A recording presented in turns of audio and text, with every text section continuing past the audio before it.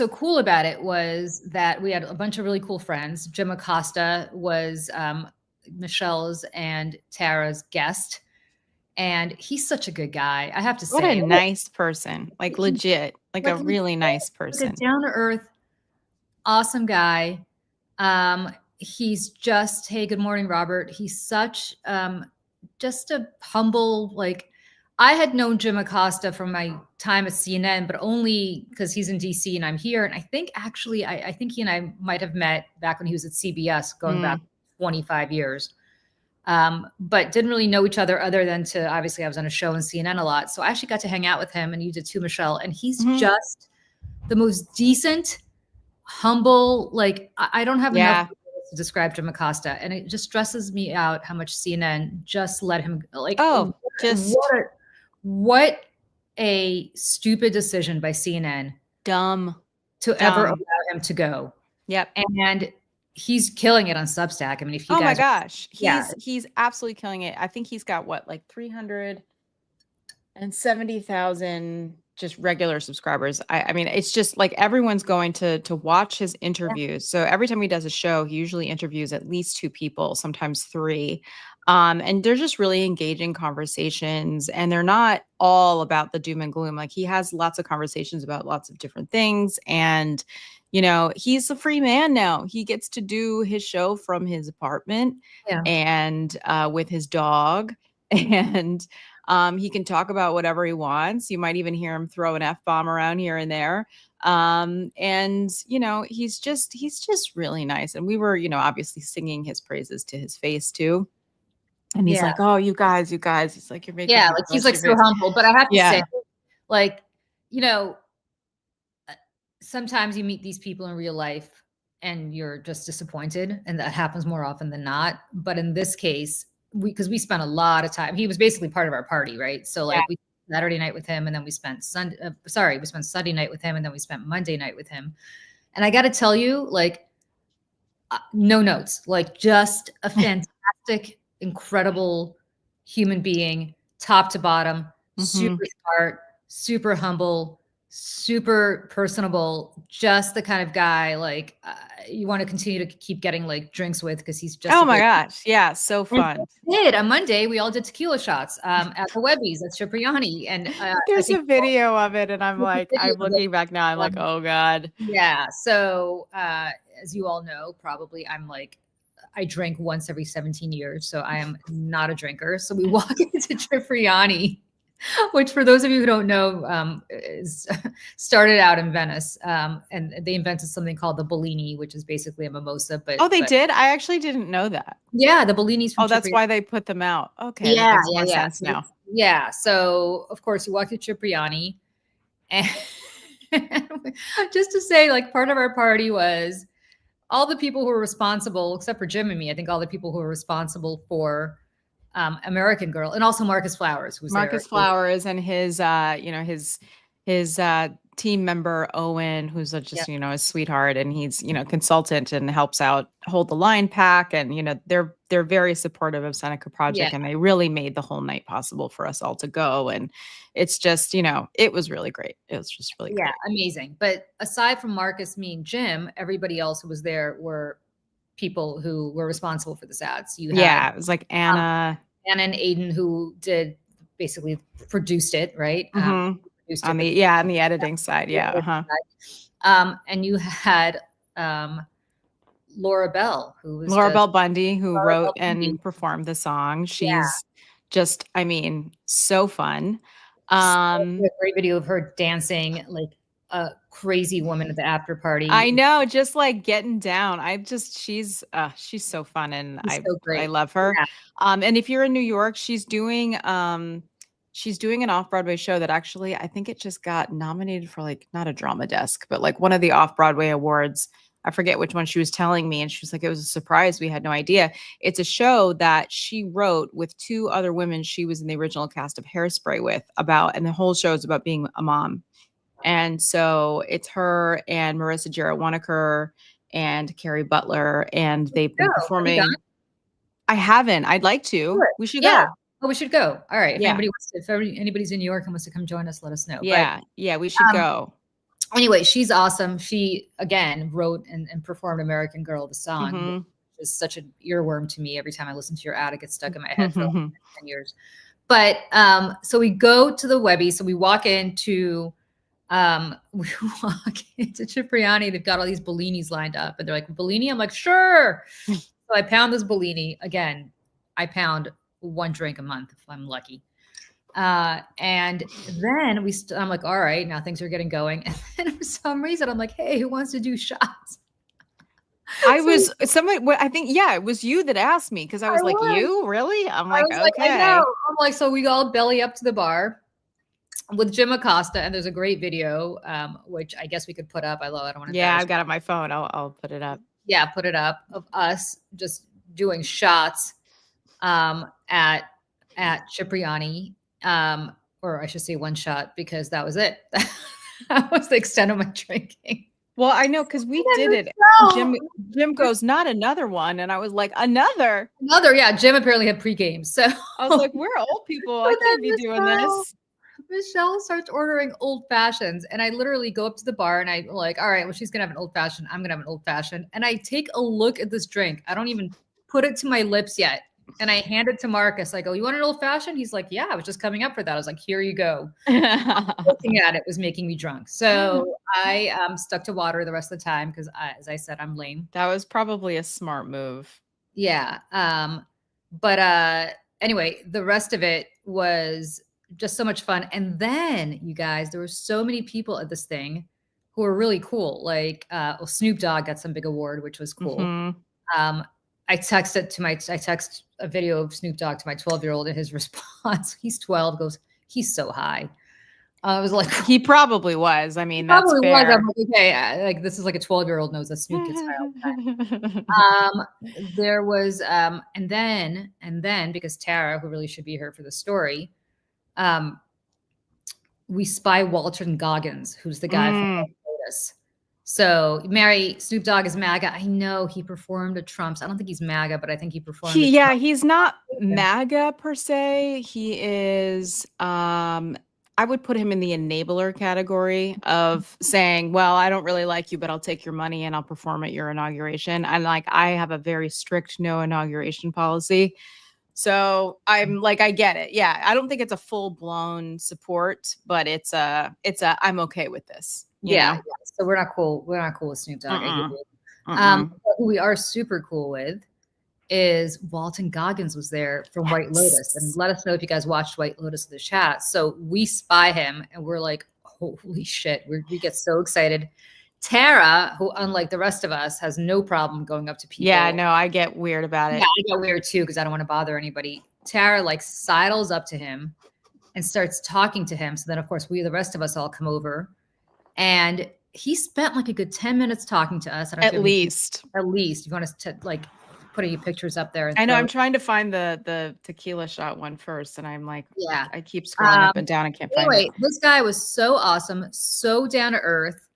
And then we asked him, we're like, actually, Laura Bell asked him, she goes, I got to ask you a question. He goes, what?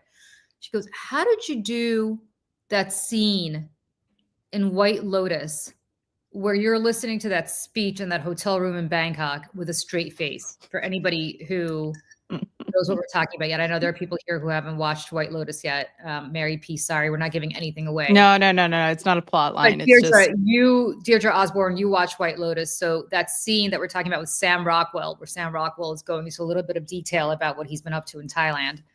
And we're like, how did you keep a straight face? Like, tell us, how did you keep a straight face? And it turns out he and Sam Rockwell are really good friends. And he was like, he goes, I was more in awe of what he was doing. So he's like, the look of surprise on my face was more just like, not about what he was saying, but more being like, I can't believe Sam Rockwell is delivering this whole thing with a straight face. With a straight face. And Sam Rockwell's wife was on the show. She was the blonde, the short hair. Blonde. Yeah. Of the three women. Yeah. Anyway, yeah. Tom Aglione, that was absolutely the best scene. So we asked him about that. We're like, how in the world did you keep a straight face on that? Because that's just like, I couldn't have. Obviously I'm not an actor, but that was like priceless. I've got the thing here, and then you know what I do? I find it, and then I can't figure out where it goes. This is very annoying. Yeah, we can get to Bruce in a second because, as you know, I'm totally Mhm. upset with the Bruce situation, which we'll get to in a moment. LB, you said he doesn't There have it the same is. moral standards as Bruce. He doesn't. Yeah, show this shot of all of us doing shots. Yeah. So I've got it here. Hold on. Video downloads. I don't know why. Anyways, sorry. Keep Anyway, going. Keep going. yeah, so it was a super fun night, and there was an after party, which Questlove was the DJ for. Yeah, He can do no wrong. I did not stick around too long for that because I had to. It was a school night, and I had to get my son up, but the next morning. But I have to say that we also met these guys who run a Golden Girls podcast. Who we want to have on. Yes. This guy literally runs an entire podcast dedicated to the Golden Girls, and if you are us, you are obsessed. Obsessed. So we could not, we were like Truly. fangirling over this podcast. We're like, you do a whole, because, and I'll tell you why. Like, I turned 52 in April, and I texted Michelle and I said, holy shit, Michelle, I'm now officially older than Rue McClanahan was when she started on the Golden Girls. Which is I'm now crazy. Because I crazy. remember watching it as a kid. Now it was probably when I was started actually watching it. I think it was like the last couple of seasons that when it was Yeah. still on air. But Yeah. every day after school at like 4:30, 5 and 5:30, because there would be like on syndication on local TV, and then there'd be another one. And then at 5:30, Canadian TV would show it too. And then all be different episodes. So I'd watch it sometimes 3-4 times a day when I was in like 4th grade. And so like I was obsessed with the Golden Girls. I watched it constantly, and they all seemed like old ladies to me. Like yeah, Deirdre, old I think ladies. it's literally called the Golden Girls podcast. You asked what it's called. I think it's Yeah. called. Let me find it. I have the video here of us. Yeah, all right, show the video. Yeah. Hold on. There we go.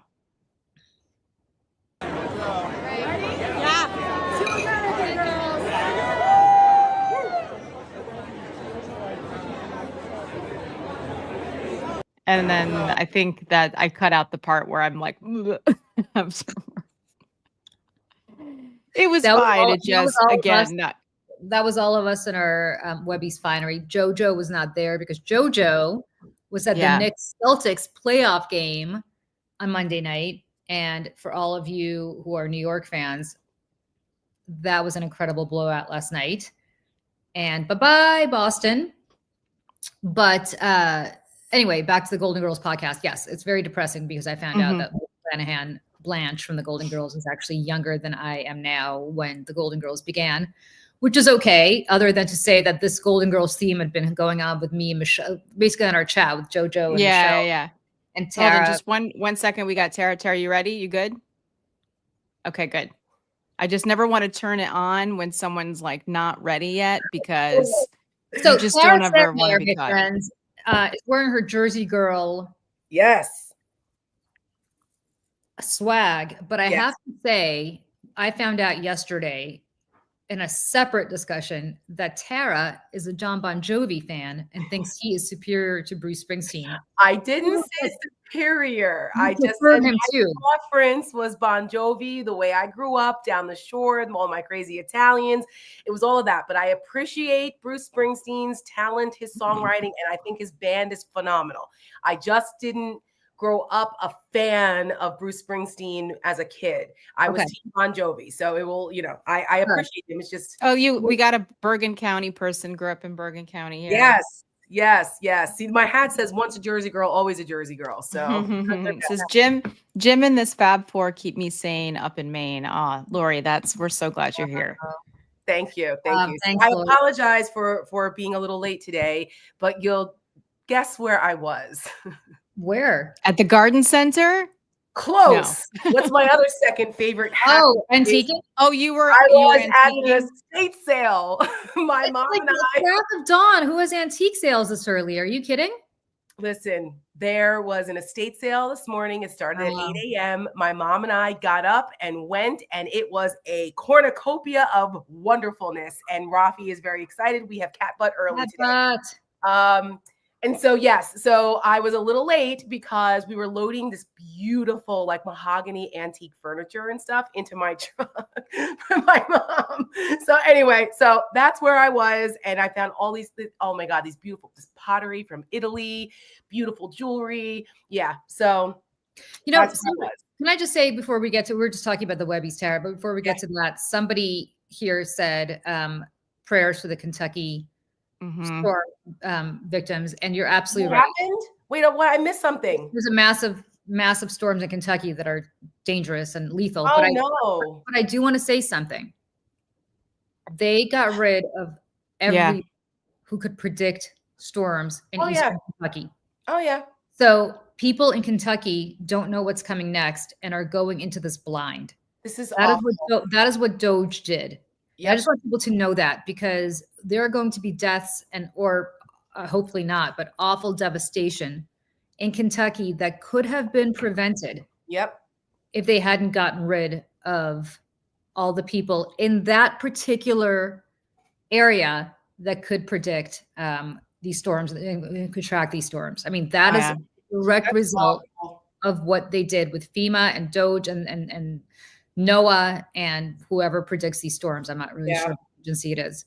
Well, sorry, that is awful. And yes, and that makes my antiquing seem very quaint and silly when there's people that are losing their things, losing everything and their lives are on the line. It sucks. But I do see people in the comments that I'm not alone in the antiquing thing. Someone just said that their brother bought a $10 piece of jewelry at an estate sale. It was worth $120,000. I just want to say that is everyone's dream. That's like Antique Roadshow.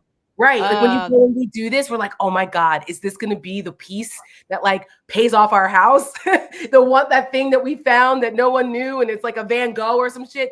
So. Wait, did you guys see the thing at Harvard with the Magna Carta? Yes. So I don't know if people know this. So in the 40s or 50s, Harvard purchased what they thought was a copy of the Magna Carta. It was 1946 for $27.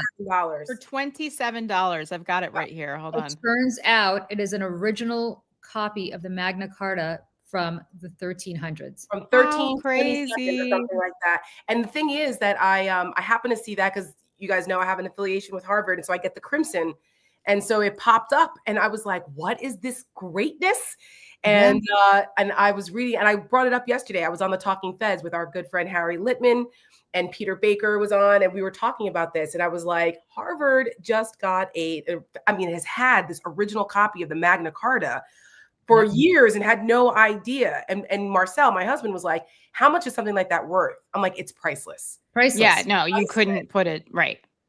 And how we got on that conversation yesterday on the podcast was because Harry Littman was talking about habeas corpus. And he was saying how, that this is such an important foundational principle of our Constitution and this and that. And that kind of came from the Magna Carta. And I said, well, unfortunately, the majority of the American people have no idea what habeas corpus is or what it means. It's our job to explain it very simply. And people need to understand that. And then that's how we got on the conversation about the Magna Carta, because I was like, most people don't know what that is either or why it's important. Right. So, yeah. You want to hear a little thing about, because I'm such a history nerd, the Magna Carta, which was foisted upon King John by his barons, who had a rebellion and basically said, you can't rule as an absolute monarch. You got to listen to us. Was signed by him. It was called the Charter of Runnymede, because it was signed at Runnymede in England, and then promptly disregarded for centuries. So as much as we think the Magna Carta is this huge foundational thing, put a marker down, but it didn't really have any kind of it didn't really start to pick up steam for another few hundred years. After 100 years, when some rogue guys in the U.S. decided to write a little document. I love it. Okay, so here's the head. Oops, that's not right. Here we go. Harvard paid $27 for, we showed the video of us doing shots, Tara. Harvard paid $27 for a copy of Magna Carta. Surprise! It's an original. 2 British academics discovered that a copy of the medieval text held at Harvard Law School's library for 80 years is one of the 7 originals dating from 1300. And here's a picture of it. Amazing. This is crazy. That's crazy. I know. Well preserved. I know. It's just and here's just so there we we saw the beginning part here. Attracted relatively little attention since it arrived here in 1946. Two British academics, one of whom happened on the manuscript by chance, have discovered that it's an original 1300 version, not a copy, as long thought, of the Magna Carta. And I it is think just what one gave of it away, seven. right? Yeah. Didn't say what gave it away was like the signature, like it was signed. Oh, yeah. I was like, wait a minute. It was like, wait a Yeah. minute. It says That it's one of time- seven Mhm. such documents that exist. And it says, I never in all my life expected to discover a Magna Carta, said David Carpenter, a professor of medieval history at King's College London, describing the moment in December 2023 when he made the startling find. Could you imagine? It would be like discovering a comet or something. Like it's just, Yes, it's so like that it just yes, doesn't happen. You know what I right, mean? right. And it's like, wait, like what? Right. Yeah, yep. Mhm. And this is what they study. It's like the Right. holy grail of their history. Yes, it's like owning a pair of the ruby slippers from Wizard of Oz and not knowing that you have Right. them. The originals. Yeah, because there's like four. I think there's like four pair of them. I've Alex Castanos, who said we've got Newark Airport now an engineer strike on New Jersey Transit. Tell me that you are anywhere in the state of New Jersey, you cannot go. I mean, yeah, it's not for you. I have to tell you, I was leaving, on Fridays, I leave New York and I go to Pennsylvania, and it took me well over an hour to travel a mile through the city of New York, which is not remotely close because everybody was in their cars because of New Jersey Transit. So I'm sorry. My husband rides New Jersey Transit, does the reverse commute every day, and it sucks. I don't know what to say. Well, they're saying that it's impacting the Shakira concert at the Meadowlands. And I guess, depending on how long it goes on for, it could impact the Beyonce concert too. So apparently, yeah, they didn't cancel the Shakira concert. Sorry, they canceled the trains to the Shakira concert. Yeah, I mean, this could go on. The one in 1983 lasted for over a month, so it could be heck of a job, Governor Murphy. Anyway, I'm coming back to New York on Monday. Michelle and I have an event to go to, and I was trying to find trains. Right, I was going to take the train. I wasn't going to drive this time, and it's nuts. Like Amtrak is ridiculous. And I was like, oh, is it super expensive? It's ridiculous. And not only that, folks who know that I get terrible motion sickness. I cannot face backwards on the train. I have to face forward, and it's bad enough. I have to drug myself up with Dramamine, or I take my computer. It's awful. I hate it. But so I think I'm probably going to drive again because I can't deal. What about a flight? Oh, no way. No. Not now. Not now. Sorry, where's our American Girl hat? That is a very good question. So yeah, just so that you know, and Michelle, I will send you the renderings. Our chief merch agent. Oh, I know him. Yeah, you know him well. Worked on some designs yesterday and our website. So folks, American Girl. This is news to me. We're all learning together. I know. So yesterday, while we were sipping vino, we were working on this, and it will be uploaded soon to the website. So American Girl merch is coming from us. Awesome. Shirts, mugs, hats. Awesome. It'll be the word American Girls Never Back Down. T-shirts, mugs, and hats. Oh, I love this. This is great. What a great idea. Yes. And you know what I'm going to do too? Because I go to other people's YouTube. Now, here's the thing I just need to explain. And I know not everybody here is a Seneca Project follower, but there's 4 people who work at the Seneca Project.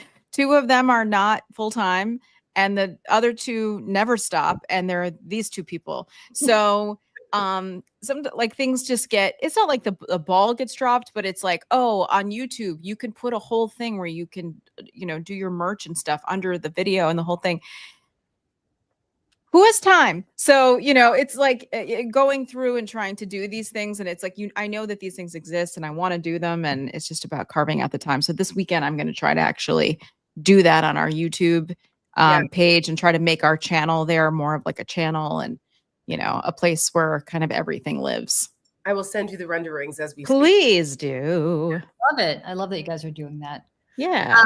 So It's a family affair. It is. It is. So, and I kept saying, I'm like the +1 honorary Seneca person who doesn't work at Seneca. It has nothing to do with your success, but as your #1 fan. Nah, you're very much a part of the, I mean, not officially, but you're a part of the Seneca mission, the fam, all the things.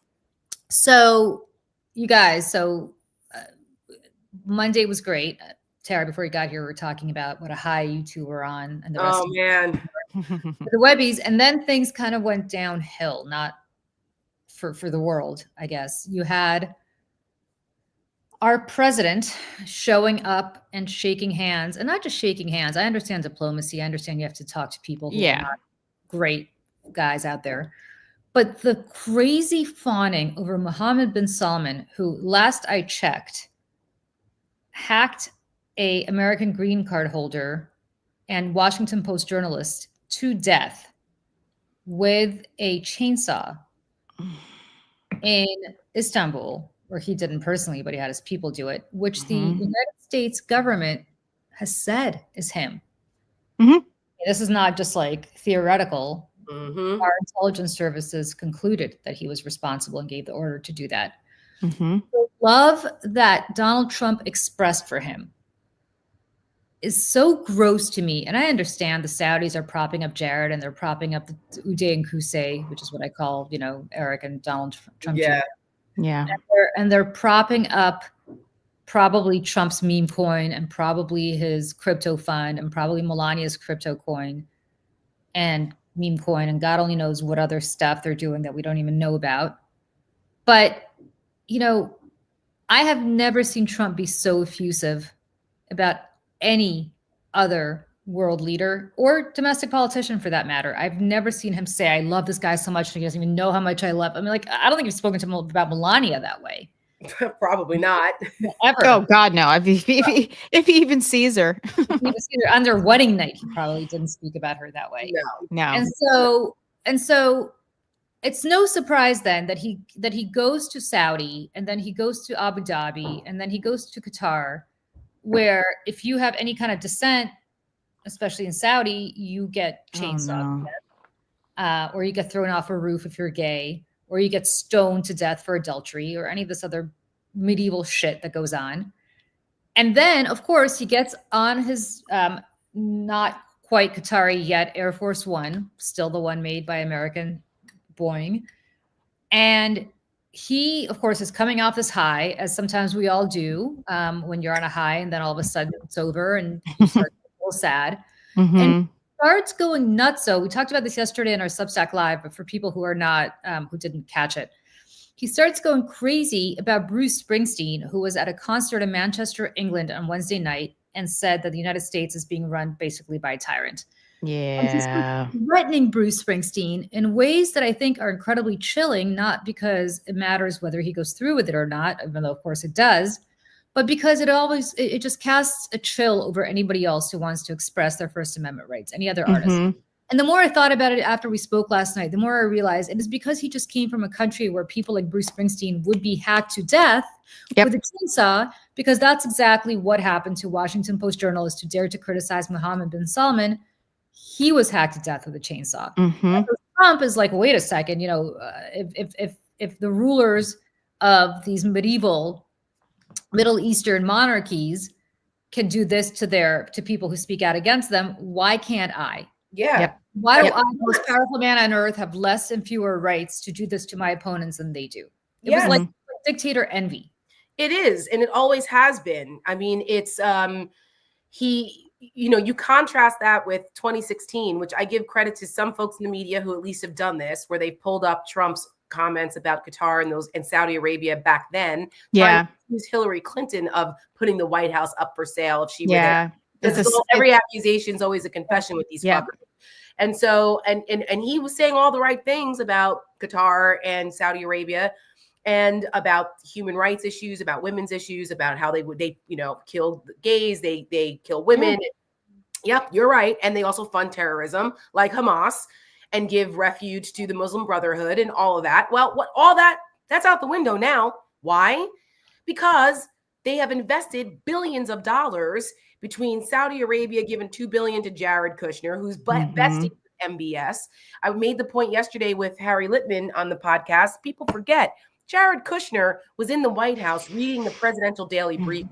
Someone who would never get a security clearance in any other administration in any world because of all of his financial entanglements and questionable relationships. He had to amend his financial disclosure forms multiple times, I think over 100 times, because they failed to disclose all kinds of business dealings and things like that. And so this is the guy, Jared Kushner, reading presidential daily briefings, which is the most highly classified document. And by the way, the president of the United States was not reading them. Right. Trump was not reading No, but Jared was every day, apparently. Exactly. Exactly. And I did a whole thing on this when I had my old podcast back in 2018 about, and Vicky Ward is someone that we should get on because she wrote yes. Vicky Ward is fantastic. She's amazing. She's also over on Substack. She reached out to me actually to do some stuff on Substack with her, and I need to follow up. We should talk about that with her too. But anyway, she wrote this book called Kushner Inc. If you ever want to find out the extent of Jared Kushner's corruption and how horrible his family is, including his father, that's a great book. It puts it all in perspective. But back in 2018, right before MBS jailed all of his and detained his political opposition in the Ritz-Carlton and other places, it was right after a trip that Jared Kushner took over there in the dead of night to go tell him, I don't know, what was he sharing with him about what was going on in Saudi Arabia? He clearly gave him the heads up. And then that's why the political dissidents there were caught off guard. Next thing you know, the Saudi secret police are coming in and detaining people. And then MBS rises to power. Oh, what a shocker. This relationship is so nefarious and it goes back years. And now Trump is totally fine with everything that's going on there. And I get it. Look, Saudi Arabia plays an important role in that part of the world. There's a lot going on there. Yeah. Israel and Syria and Egypt and all of that. We get that. But this ain't what that is. This is about Donald Trump lining his pockets and his family enriching themselves with meme coins and crypto and real estate and currying favor. That's why he loves the Qataris. They throw money around like it's nothing. They have more money than God over there. I know because I traveled there as a congressional staffer on a trip where they were courting all of us back in 2011. And it's way more influential now. $100 billion the Qataris have invested in the United States in one way or another in ways to rehab their image. They're very savvy at this, and they know they have the money to throw it around. And Trump is the perfect, patsy for them. Yeah, it's the same thing with the Russians. I mean, the Russians have done the same thing to him for decades now. It's like, here's a guy with shady morals. No morals. No morals. I was quoting Sheldon Whitehouse on that. From Active Measures. If you've ever seen Active Measures, you should definitely go watch that. But it's, I think most of us here, us, the three of us plus anyone who's watching, when you're thinking about doing something that might benefit you, and you've got this little voice in the back of your head that's thinking about like maybe what the cons would be, or, if I do this, is anyone going to be bothered or hurt by this? Those little voices that we have, he doesn't have them. He's never had them. He's not going to have them. And that's the part about this second term that is just really blowing my mind, is that he didn't like suddenly change. Like, I don't like, and we're just covering him as though, again, he's just this normal president. He's this normal guy, when with dismissing all the crazy things that he's done, but also the decades of information that we have about him, not just as a businessman or lack thereof, but as a sexual predator. Well, the list goes on. Let me just give you an example. Okay. The Hill, which is a right-wing rag, but nevertheless is part of Didn't used to be, just so that people understand. Didn't used to be, has become. Used to be. It got put out by Jimmy Finkelstein and those guys who are a bunch of right-wing people. And it was part of this whole right-wing ecosystem takeover quietly of taking over the information space. And The Hill, because The Hill used to be one of the premier, The Hill and Roll Call is what everybody read. Places to read if you're in Washington. But anyway, so The Hill was put out a tweet yesterday, and here's the headline of the tweet: President Trump hits back at Bruce Springsteen, quote, "Never liked his music." Yeah. That's the That's takeaway. the headline? That's the takeaway, The Hill, that Yeah, you think right.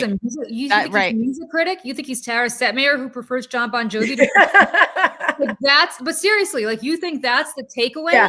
I was going to say, we've got to, for those who don't listen, I mean, don't read Truth Social or are not on Twitter. Unfortunately, I God read bless you. Truth Social every day, and Right. it's Michelle awful. has to hang out over there so that we know what's happening, because I'm not on Truth Social either. I've got a fake account, and just FYI, I've got a fake account, and it's the bio is like, grandmother of 3, loves quilting, MAGA. Oh my like, or something. God, that's so funny. Great. You know, you have to put like Jesus is Lord and something Yes, like yes, and like some sort of Bible Jesus is verse. Lord, and tell him come for my guns. Yeah. Right. They'll never take my guns. Never take my know. guns. Hashtag patriot. There Yeah. you go. There it is. And 20 American flag emojis in case anybody thinks you're Absolutely. not Yeah. Absolutely. So this is anyway. what Donald Trump tweeted about Yeah. Bruce Springsteen yesterday morning. Now, remember, he was on a major diplomatic trip / business enriching myself and my family trip. And I guess he was bored on the flight back because it's pretty long. And he was catching up. Maybe he was reading like page 6 or something. I thought don't he know. was watching Fox because Well, it was going viral. I Yeah. mean, Right. like American Girl has it's our highest performing ad video that we've ever put out, and that's across platforms. Okay, Right. like millions on Instagram, Yeah. 275,000 on YouTube, which is a lot for us. I put up the Bruce Springsteen video. We're well over 300,000 views, and that's just our account. And we have That's just 20. us. We have 20,000 subscribers on YouTube. Our little YouTube channel of 20,000. Right. So, subscribers. and we're just one of like probably 100, if not more, accounts that have posted this. So he's seeing it everywhere, and he saw it when he was over there, and I'm sure was like immediately pissed off. People are telling him about it. He's having to read about it. It's humiliating for him because, again, Bruce Springsteen, we talked about this yesterday on Julie Substack. Bruce Springsteen is everything that Donald Trump is not. He is a very good looking, in shape 75-year-old rock star who's still touring the world looking like he does. Right. And that's why he goes after him here about his skin. And who sells out the Meadowlands and other major arenas that Donald Trump never could. No, he fills those arenas that Trump could not. That's exactly right. Bruce Springsteen is beloved internationally. And so I'm going to do the dramatic reading of Donald Trump's Please do attack here on Bruce Springsteen. I'm going to get my coffee and sip it as you do. There we go. I see that highly overrated Bruce Springsteen goes to a foreign country to speak badly about the president of the United States. Never liked him, never liked his music or his radical left politics. And importantly, he's not a talented guy. Nope. The pushy, obnoxious jerk who fervently supported crooked Joe Biden, a mentally incompetent fool, and our worst ever president who came close to destroying our country. Once again, every accusation is a confession. Always. If I wasn't elected, it would have been gone by now. I guess we would have, I don't know where we would have been, like chopped off, putting in the sea. I don't know. Gone by now. It's so ridiculous. Sleepy Joe Biden didn't have a clue as to what he was doing. But Springsteen is, quote, dumb as a rock. Who's he quoting there, by the way? Yeah, I don't know. Right. Who says that Bruce Springsteen? He's quoting himself, maybe? I don't know. He's quoting himself. He's quoting what people think about him. Right. And couldn't see what was going on. Or could he? Which is even worse. Here we go. This is the funniest shit here. This dried out, quote, prune of a rocker, his skin is all atrophied, ought to keep his mouth shut, all caps, until he gets back into the country. That's just, quote, standard fare. Then we'll see how it goes for him. Okay. What the fuck is this guy talking about? First of all, I think he probably read somewhere the word atrophy and about himself. And then he's like, I know his skin is atrophied. I also don't know that he typed this. He's got that little girlfriend. You know, the little girlfriend, right? The little girlfriend with the blonde hair who puts the love notes in the binders. She probably was typing it for him. Is she still around though? I thought they kind of sidelined her because she was like becoming like a grade A stalker. I mean, they probably replaced her with another one. It's like an assembly line of those. Or she's like gone away like Elon Musk has. So, but anyways, but yeah, the atrophy thing. And I was like, dude, your neck. Have you seen your neck? Because it's looking like body part Speaking that's of not your prune, neck. did you see that picture Looks of like a him ball where sack. like half of this is orange and the other half of this is like whiter than like the screen, like whiter than like the inside of I'm like blend at the jawline, honey. like some blender brushes. Clearly, he has no gay friends because No, his gay friends would listen. they'd be like, "Honey, no." Rick Everybody, Grinnell's his only gay friend, and he's over at the Kennedy Center. Yeah, Rick Grinnell's you one of his know. only He's gay a friend, selfie. his He's only a- gay friend, and Rick Grinnell went from being a rational human being to understanding that he has to subsume every part of his amazing gay personality to suck up to Trump. So he's not going to tell him the truth. No, yeah, he's one of the. He's a And self. JD Vance certainly isn't going to tell him the truth. Well, No, well, I mean, he can't tell himself the truth. So. Yeah, that's true. Yeah, no. Or Gina.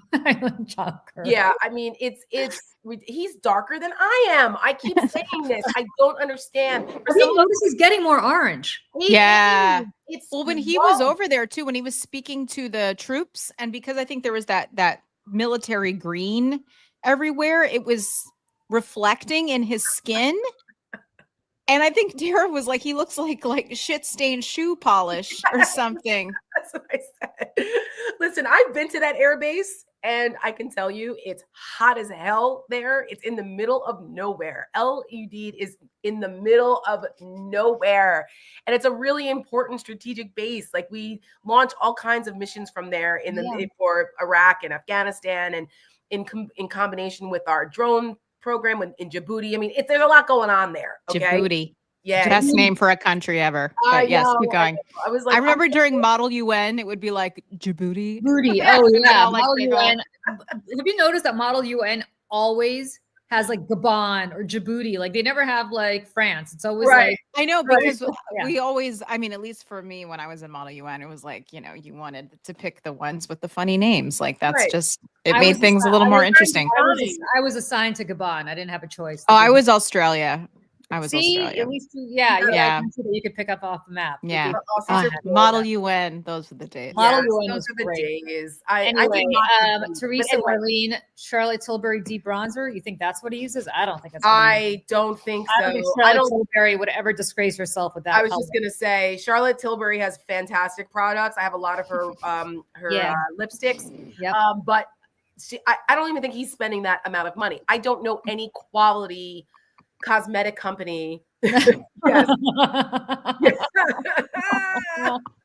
Nice one, Dickerson. In the spirit of JoJo, who's not here today, that is Yeah, Dickerson Designs. You are our JoJo for today. yes, Yeah. Honorary. yes. Did Joe pop in at all? Because her No. daughter is No, taking she's naps at in a her daughter's softball game. tournament right now, so that's where she is. But no. Anyway, well, there's more even to what's happening here because he didn't just go after Springsteen; he went after Taylor Swift, which was another random thing. He talking about Taylor Swift's not hot anymore since he said that he hated her. Like, yeah, let me find what? it. Can you let Taylor Swift live, please? She's living her best life. Leave her alone. And so I said this I did a quick direct to camera, and I was like, so you come for Jersey people and Swifties? Yeah. Are you out of your mind? You're never winning this, dude. Those are that's like a bad combination. You don't fuck with the Swifties or Jersey people. Yeah, But again, like the thing about him, he's so transparent because he's attracted to her and doesn't know what to do about it. I mean, that's the right. thing. It was like Kamala Harris. He was like she's good looking and he like it's like that boy in the 3rd grade that pulls your ponytail behind you when he's sitting behind you in order to get your attention because he has a crush on you, so he's going to bully you. But speaking of Jersey, coming after Jersey, Jack Ciattarelli, who Trump just endorsed in the Republican primary for governor, puts out a tweet saying Sinatra greater than Bruce Springsteen. And I know Jack Ciattarelli. I actually like Jack Ciattarelli. I texted him. I said, "Are you trying to lose this race? What are you doing?" Yeah. So he's laughing about it. But the point is, like, Or, what I are you mean, doing, man? why? Like, why are we comparing? Stay out of this fight, buddy. Like, Yes. don't go after the boss and you're trying to become governor of New Jersey. Stay out. Yeah. like don't go after the boss. Don't bring Frank Sinatra into this. The poor people of Hoboken said, please leave us out of this. Right. What are you doing? This is like a stupid thing. But people really take this, and it's generational. Yes. Because I would argue, of course, that Frank Sinatra is one of the greatest ever. Of course. It's like you can't compare But it's that. apples and oranges. It's like Exactly. Barbara Streisand and Plus- Lady Gaga. Like, what are we Right. doing here? You know what I mean? Plus, Plus, Sinatra kind of disowned Jersey, so people in Jersey have a very That is complicated- true. That's very He didn't- complicated history. Listen, with he Sinatra. didn't sing the song New Jersey, New Jersey. Right. I mean, it would have been a better song if he Right. had. Well, New York, New York. Because Correct. if you can make it in New Jersey, then you know how to shiv people to death in ways that nobody from New York does. But yeah, which is the song actually, wasn't it written for, who was it written for? New York, New York. it was written for 'Cause a movie. Yeah. Oh gosh. I have the rendition musical that he theater does degree live. here. The rendition he does live with Tony Bennett is Listen, Tony Bennett too. Tony Bennett. He's Oh my I God. love Tony Bennett. I I've did seen, too. have you ever seen Tony Bennett live? I have, and I've actually s- I met Tony Bennett about 20 Oh. years ago. He's from Englewood, Tara. I know, another Jersey Yeah. guy. Yeah, His- yeah. So And I met my him. mom will yell at me if I Yeah. don't say that Tony Bennett's family lived where I grew up.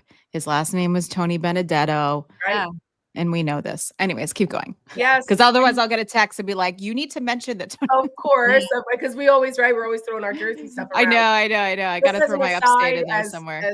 As someone who grew up listening to all of that, my mom got a chance to see Frank Sinatra live, and it's one of the musical regrets that I have because I was only 9 at the time, so I wasn't going to that concert. My mom went with a friend. Is not getting to see Frank Sinatra perform live. Mhm. Oh my God, That's a great question. What is your biggest musical regret? Because I have one, and yours was Sinatra. Sinatra.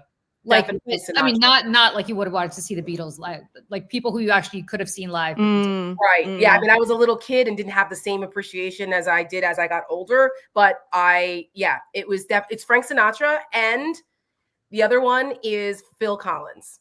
Oh, He's still around. Yeah, but he's no, he no, can't. he's He's ill. infected. He did his farewell. Studio. He did his So- farewell tour.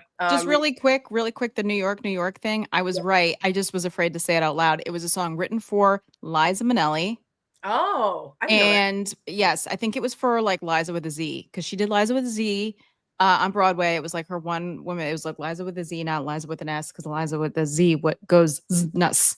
Right. Anyways, Unless it's in Italian, because in Italian the S well, is no, like Z. well, that's the song that she sings. She's like, Yeah. it's Liza with a Z, not Liza with an S. Blah, blah, blah. Anyways, so Kander and Ebb wrote the song, which is, you know, very famous songwriting duo. But also Jason Kander, you know, like the politician, Yeah. is related to the Kander of Kander and Ebb. I don't know Oh, if you know that. Really? Oh, I learned that a few months ago, and I was like, wait a second. Yeah, Oh, wait. yeah, So sorry. Really quick. I was slightly wrong.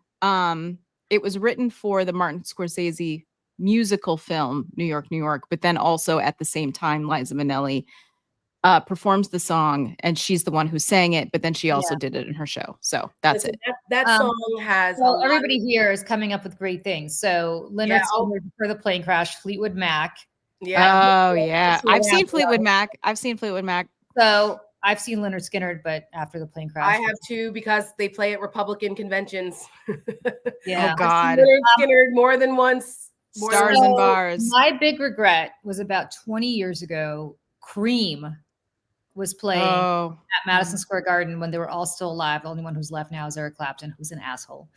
But I was gonna say, I was like, he's like nutso. he's got nuts. I mean, Him and the guy from Pink Floyd. What's his name? Yeah. oh, Roger Waters. Yeah, I- the two of them. It breaks my heart because I love Pink Floyd, but I will no longer go to Roger Waters. concert. Mhm. And anyway, they all hate each other, and they got together and they toured, and they were at Madison Square Garden, and I literally could not find somebody to go with me because I'm the only person I know who was obsessed with Cream, and so I didn't go. And You I'm should have went by yourself. I You know, should have gone by myself. I've been to so many concerts by So, myself. Sarah, I am kicking myself. Like, Yeah. when I tell you, because in high school, I was obsessed with Cream, like obsessed with Cream, obsessed. The night before the SATs, I went to a Clapton concert at Veterans Stadium, yada, yada, yada. I did not get into Brown University, Oh my God, that's which was funny. my first choice as a result of that little decision. But oh God, I hope my son isn't hearing this right now. But I will tell you, like, I was obsessed with Cream, Wheels of Fire, and Disraeli Gears, and just loved the band so much. and it kills me that I didn't go, and it is my regret. And now 2 of the 3 are dead, and Eric Clapton's an asshole, and I'm not going to. Yeah. Yeah. Well- Fleetwood Mac, I had like the dream. And listen, I don't know what exactly. I mean, they're never really gonna, I don't think, do a tour ever again. But when I was in college, I think it was like 2003, I knew that they were playing at the Today Show. And so, and I was in Syracuse, which was 4.5-hour drive away. And I knew that at the Today Show, you have to get in line at like 6 o'clock in the morning. So my friend and I got in her car at 2 o'clock in the morning and drove to New York City, parked our car in New Jersey, rode the bus in, Wow. stood in line and listened to them play their new single. For Fleetwood Mac? Wow. Wow. And Christy McVie just died. By the I way, know. Keith Fitzgerald, Aerosmith, they're still around, I think. But I've seen Aerosmith live. I've seen Aerosmith too, but I think Steven Tyler's voice is shot. But I Yeah. but I So think he's been in and out of rehab a couple times since then. I saw them live in 2009, and he still had his voice. And because I was waiting, I'm a huge Aerosmith fan, and Me I too. was waiting Love for him to hit the notes in Dream On, and he hit it.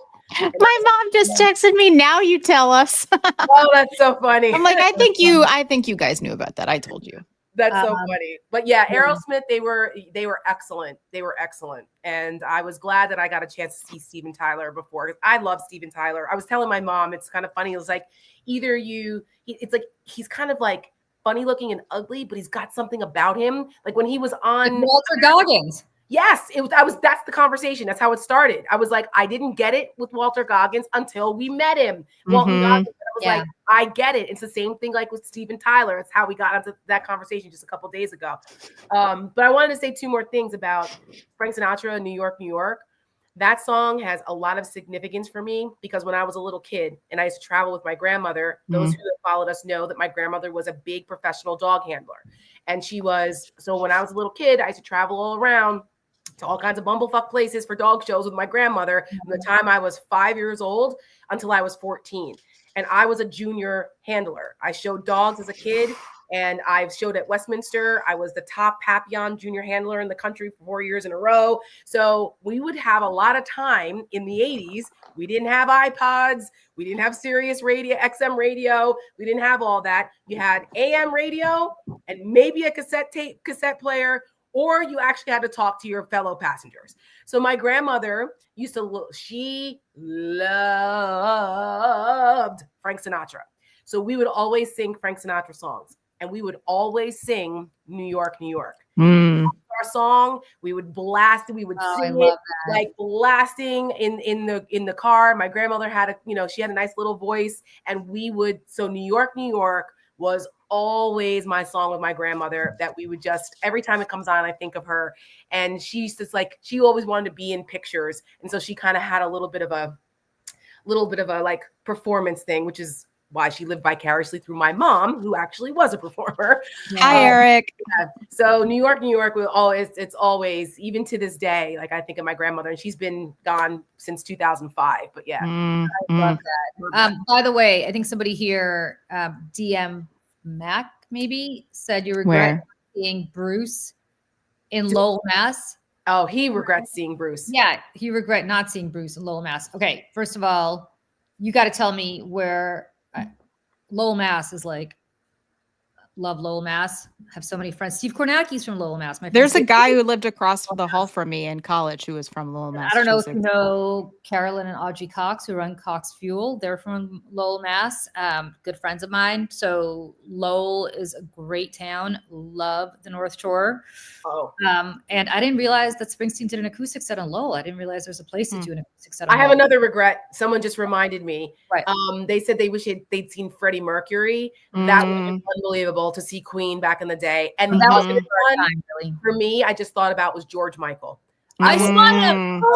You guys, I saw George Michael at MSG probably on the last tour he did. So it must have been about 15 years ago. Oh my God. And I have to tell you, I'm not kidding. It was one of the best shows I've ever been to. He is such, like, people don't understand because they think he's just like a little pop kind of Wham, whatever. Ew. No, Watch no, the no, no, no, no, no, no, documentary. no. He was like a musical Watch the genius. documentary about him. Yes, he Incredible. is brilliant, and he put on an incredible show. And it was truly one of the best concerts I've ever been to. And I have to tell you, I am like, thank you for reminding me, because if I had to list the top 5 shows I've ever been to, Yeah. number 1 being Page and Plant in 1994 at the Boston Garden. But it was just joy, like all start to finish. That show was just, especially for me, who was an 80s girl, Yeah. that was just joy start to finish. And Yeah. I love Wham so much, and I love George Michael so much, and that Yep. was just an incredible show. Genius. He never wrote anything down. He literally kept all of that music Yeah. in his head. He's And an if you absolute genius. if you ever hear him sing like the acoustic version of Freedom with the gospel choir is like one of the greatest things I have ever heard. He doesn't get the cred. You're both so right. And his version of Don't Let the Sun Go Down, I was just gonna say better than the original. When they do it together and they're like, ladies and gentlemen, Mr. Elton John, every time. Yeah. Thinking about it now. Of course, I've listened to it 1,000 times, and I still, whenever he says it, I get goosebumps. Really quick, I want to say hi to Eric. He's like very supportive, and we love him. And he's always here. And I just wanted to say hi because I saw you in the comments. I'm so glad to see you, Eric. Yes, I got your email, and I want to say that you brought Michelle and I to tears. And Eric has been one of our biggest supporters since we launched last year. And he has been so appreciative of the work that we do. And I cannot begin to say how appreciative Michelle and I are for his support and for all of the people who have been supporting Seneca Project. And he has given us in ways that I cannot even begin to explain and express. But Eric, thank you. So thank you. I just wanted to say hi. I saw him in the chat. So and he loves the music talk. Well, we can talk some more about this. Brought up Elton John. One of the greatest concerts I've ever been to in my life was Elton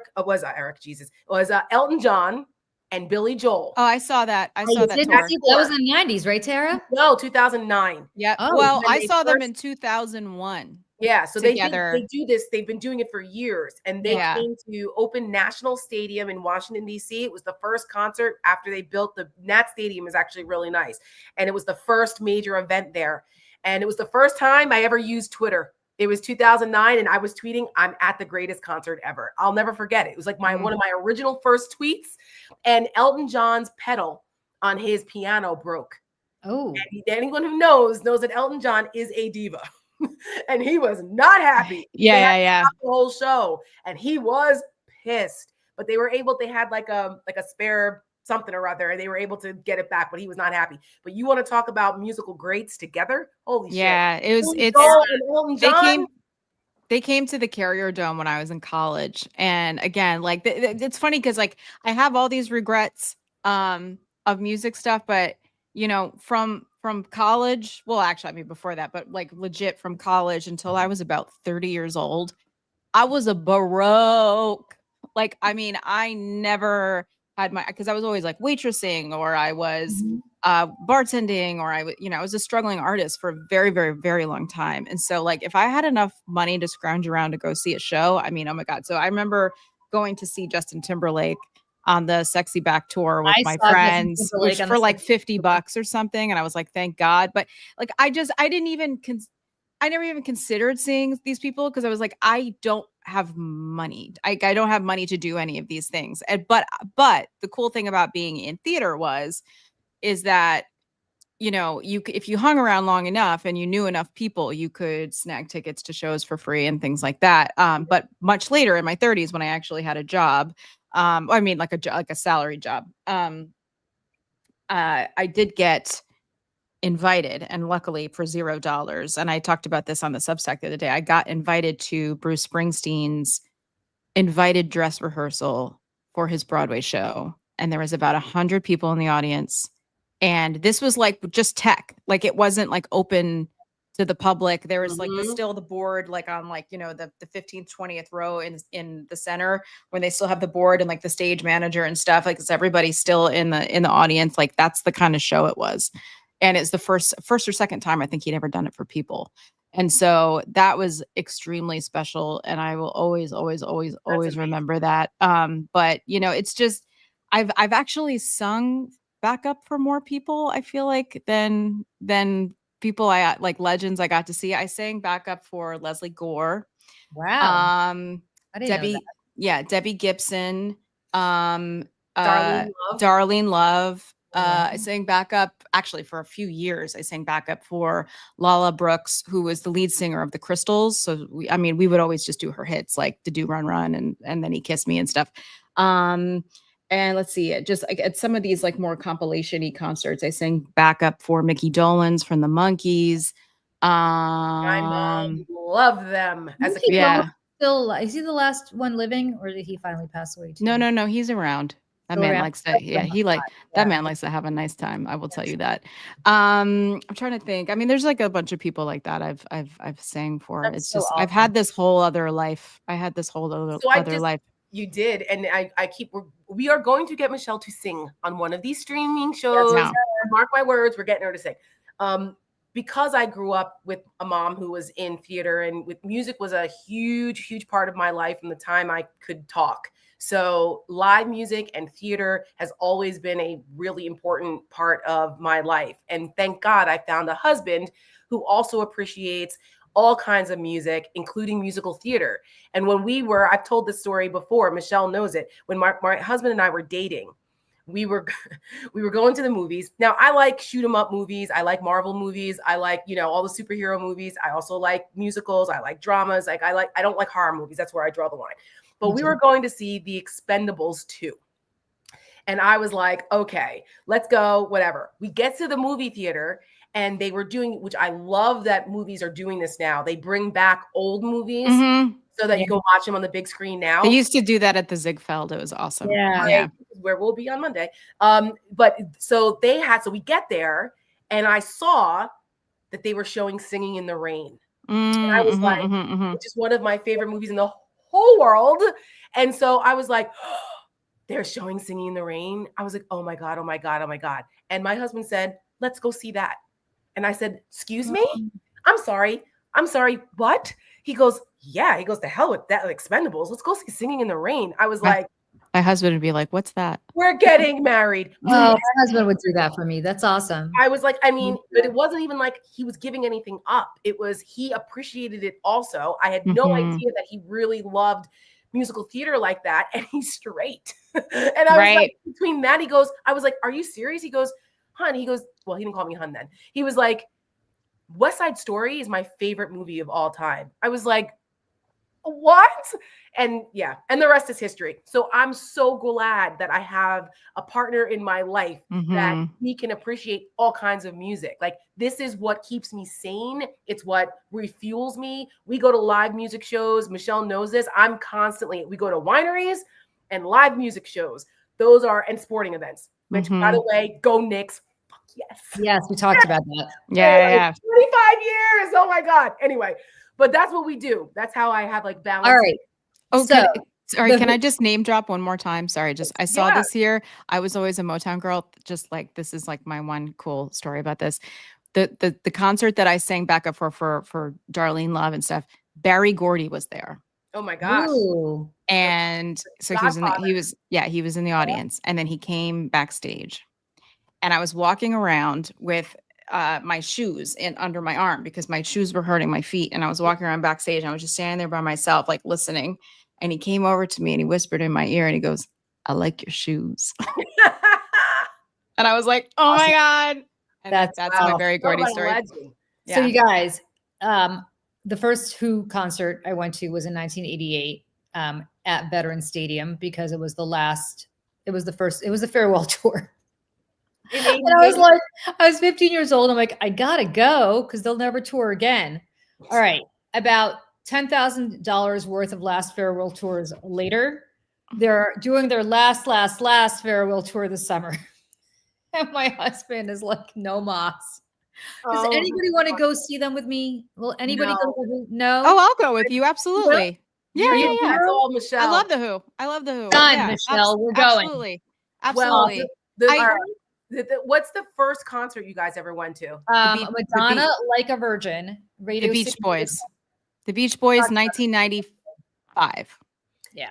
The first concert I ever went to was Billy Squier, Ooh. and Def Leppard opened. Ooh. Leppard, dang. Drummer. Yes. Def Leppard's like deep cut. I love Def Leppard. loved Billy Squier. Okay. Oh, I love Def When Leppard. I was like 7 or 8 years old, I think I was 8, and my mom took me to go see Def Leppard and Billy Squier at, back then it was the Meadowlands, and I was happier than a lark. People don't understand. I'm really like a rocker chick. That's what I grew up on. I love all of the classic rock, and then the hair bands again, which is why I love Bon Jovi. But no one would ever have guessed that, because they're like, Billy Squier. I'm like, are you kidding? That I played that tape until it popped. I love Def Leppard. My son was about 3 years old when he could sing "I'm Hot, Sticky, Sweet" from my head to my feet out loud.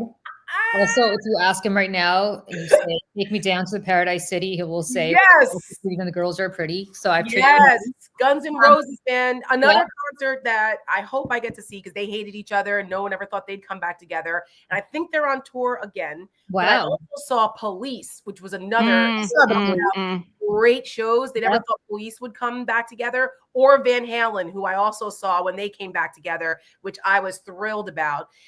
When you have Van Halen's son playing, and then also Sting's son also plays bass, has his own band, and they opened for Police when they went back on tour together. But one of the greatest shows, besides Michael Jackson, which I saw in 1984. Oh, I never saw Michael Jackson. Oh my God, unbelievable! At the Meadowlands again, was Sting. If you've ever seen him live, he's unbelievable live. I saw the Police live. Oh, wait a second. I did see Sting live. I saw him in Boston live.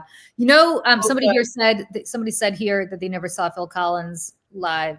They saw Phil Collins live, but they never got to see Genesis, and that's their big regret. I saw Genesis in, again, a Veterans Stadium in Philly, because I'm from Central Jersey, so it was equidistant to go to either Philly or New York, a real place. And we have a congressman confirming that now for us, Tara Setmayer. And I saw the Invisible Touch tour. And I have to say, it was just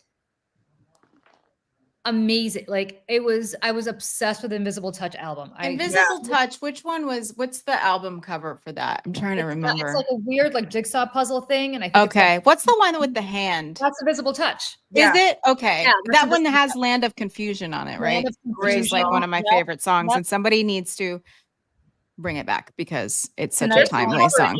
My favorite song of that album is In Too Deep. That's such a beautiful song. They're just so good. Yeah, I mean, when I was talking about Sting, I saw. Sorry, this is so funny. Oh my God, Insane Clown Posse. That's amazing. Deep cuts. I saw Sting with the London Symphony Orchestra, and they did perform. The London Symphony Orchestra performed all of the arrangements of Sting's and Police's songs. Extraordinary. It was extraordinary. So anytime you get an opportunity to see those kinds of collaborations, because people also know that, well, only if you've been following me for a long time, but I played violin for many, many years, and until I went to college, actually, and it was so hard for me to give up doing. I just didn't have enough hours in the day. But classical music is super important to me.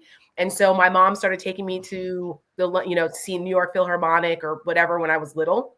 So all of those kinds of collaborations and KOTP. Amazing. Okay. New Kids. I saw New Kids on the Block. Speaking of going to concerts by myself, New Kids on the Block and the Backstreet Boys toured together at one point. And I took myself to Boardwalk Hall in Atlantic City. I was 38. Okay, 37. Awesome. And I saw them by myself in Atlantic City, and I had a fucking blast. Mark, you nailed it, right? 1982 Shea Stadium, the Who Farewell Tour. I saw them at the Who Farewell Tour for the Kids Are All Right tour, and that was in 88. Yeah. And now here we are in 2025, and they're doing their final farewell. And I keep falling for it every time. Like, this is it. This is it. I gotta go. Right? Well, Dead too, right? I was just thinking that. I No, was I'm just saying the Grateful Dead did like a million farewell tours too. But they actually are all dead. Like here you I have know. 2 of the 4 of them dead, right? But Right. like Yeah. the main 2 are still around. Like I saw Guns N' Roses. my son's first concert was up at Tanglewood. If anybody here is from Western Massachusetts and knows it, my Yeah, favorite. I think I've told my sister went to Jacob's Yeah, Pillow down the road. and I saw like I took him to see Quadrophenia, the Pete Townsend was doing That's cool. That's with cool. Billy Idol. I took him to see Tommy, which or maybe the other way around, which anyway, amazing. Yeah, Love, we're music love, lovers love here. her. We're music, Yeah. we're all music lovers. You know, I was gonna say, like, you know, one of my biggest regrets would have been Harry Connick Jr., but I did get to go see him was at the so Metropolitan Opera earlier this year. I was And so glad you went. I don't know how I was able to snag literally front row tickets. Now at the Metropolitan Opera, front row is not exactly the greatest because you're like doing this. Yeah. But I think like tickets were like $150 or something, which is, you know, not nothing, but for that I was like, yes. That's a good And price. it was one of like, I mean, that's somebody that when I was still singing, that was always my dream to be able to sing with Harry Connick Jr. because one of my classmates from college, her name's Jessie Mueller, was in a show with him and they became good friends and she like got to sing with him every night. And I was like, God damn you. But like, That's it, you know, there's I also, there's a band. And I also like, I mean, there's some new stuff that's happening right now that I really am loving. There's a brother and sister band. They're called Lawrence and they're 2 kids from the Upper West Side. And they have been playing with the same band as all their friends ever since they were in high school. And they are incredible. I went to go see them at Radio City Music Hall and they're like, this is me like listening to them day and night all the time. I took my husband and like when they came out, I actually saw my husband like tear up a little bit because they were just so good. And they've old souls like in their throats. It's amazing. But the funny thing about them is that if you know the movie Miss Congeniality, their dad like wrote the movie. And yeah, and so Clyde You'd like them, Lawrence. Julie. Yeah, I'm so sorry? Clyde, You would you'd like love them. them. So Well, wait Clyde, a second. Miss Congeniality has the best line of all time about the best date ever being April Right. 25th because that's my birthday. So Yes, I agree, yes. it's the best date of Well- all time ever because it's not too hot and it's not too cold. You just need a light jacket. exactly. And so the brother and sister Lawrence, their names are Grace and Clyde. So Clyde, this is the older brother, he wrote the song when he was like 5 years old. She's beauty and she's Grace. She's Miss United States. Wow. And he was like the youngest person ever admitted into like the songwriters thing or whatever. And then Gracie Lou Freebush is named after the sister, Grace. And they're both like, you know, in their late 20s or whatever. And Grace is in a show right now about Bobby Darin. She was just nominated for a Tony. But anyways, the band, they're incredible. They have like a whole horn section. Like it is like real music. they're so good. So if Lawrence is coming to your town, go see them because they're so good. I just saw a billboard for them. They're performing when I was driving to New York last weekend on the Jersey Turnpike. There's a billboard. This is what I'm saying. I feel very like special that I got Wait, in early. where are they playing? I don't remember. It was somewhere random. It was like a casino or somewhere. I thought to myself, why is it? It was not somewhere. It wasn't like Prudential Center. It was like a smaller venue. But there's a big billboard on the Turnpike, like somewhere in South Jersey. Oh, okay. Probably they're like so good. Listen, 9. if they're ever in New York, I mean, I'll go. I'll always go. Yeah, I'll always go. I'm They're so trying to good. see if they come to DC. I would love to see them. Yeah, they're so good. Yep. But another really excellent. If anyone's ever seen them, Chicago is phenomenal. One of my mom's favorite bands in the whole world. Every time they come anywhere we're near there, we go. I've seen Chicago probably half a dozen times with her. And Earth, Wind, and Fire. And sometimes they do tours together. Yeah. Unbelievable. You want to talk about musicians, the horn sections, arrangements, vocals, absolutely outstanding. Here's so just really quick, sorry, that the Broke Michelle, right? So Broke Michelle never had money to do anything, but there's a couple times in New York where I had, living in New York City, these like weird things happen to you. And on 3 occasions, I saw bands in places that I wasn't supposed to, and it was the best thing ever.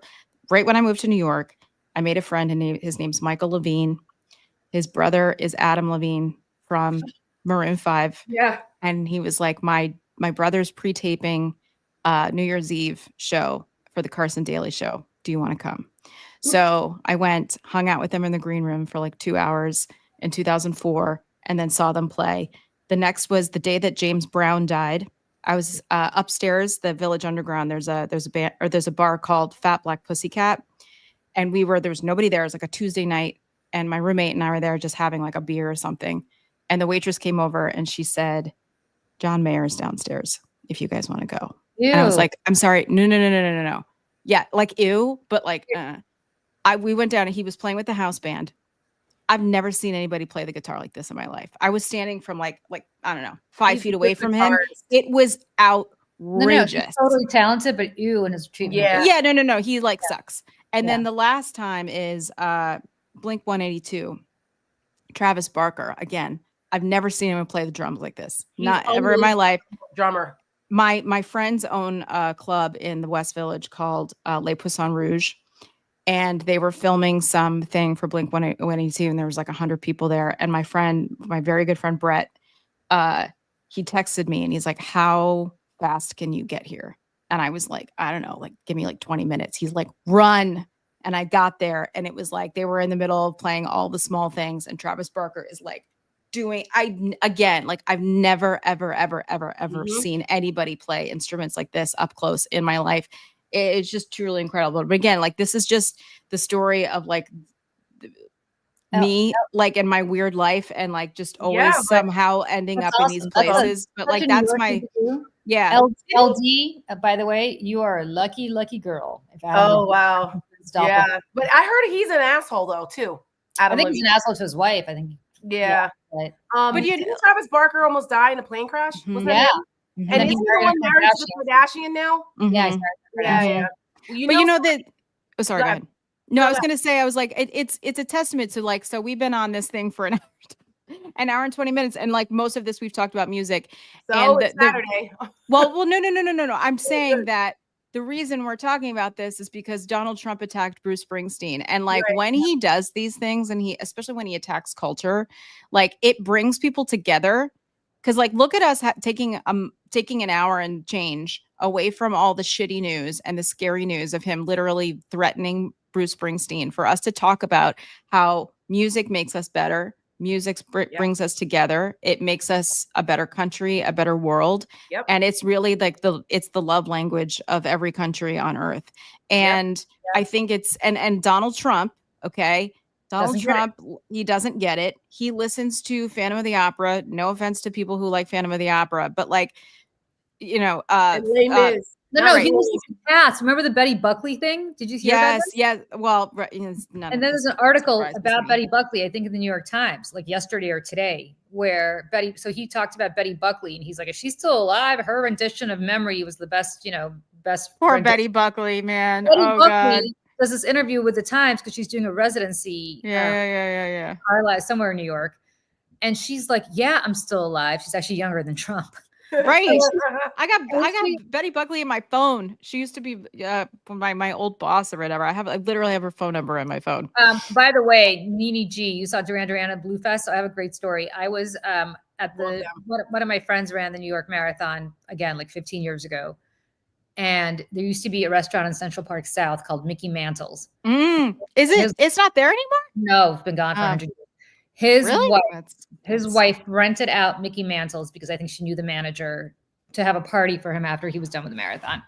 So I'm walking at Columbus Circle. If anybody here knows New York, kind of understand the geography. I'm walking down Broadway. I get to Columbus Circle, and right before I'm about to turn left on Central Park South, I see this stunningly beautiful woman. Like, I don't even, like in New York, when you're walking down the street, you don't actually look at people because you just don't. You just but once in a while, once in a while, you just see somebody and you're like, oh my God. You tell them? I always tell them.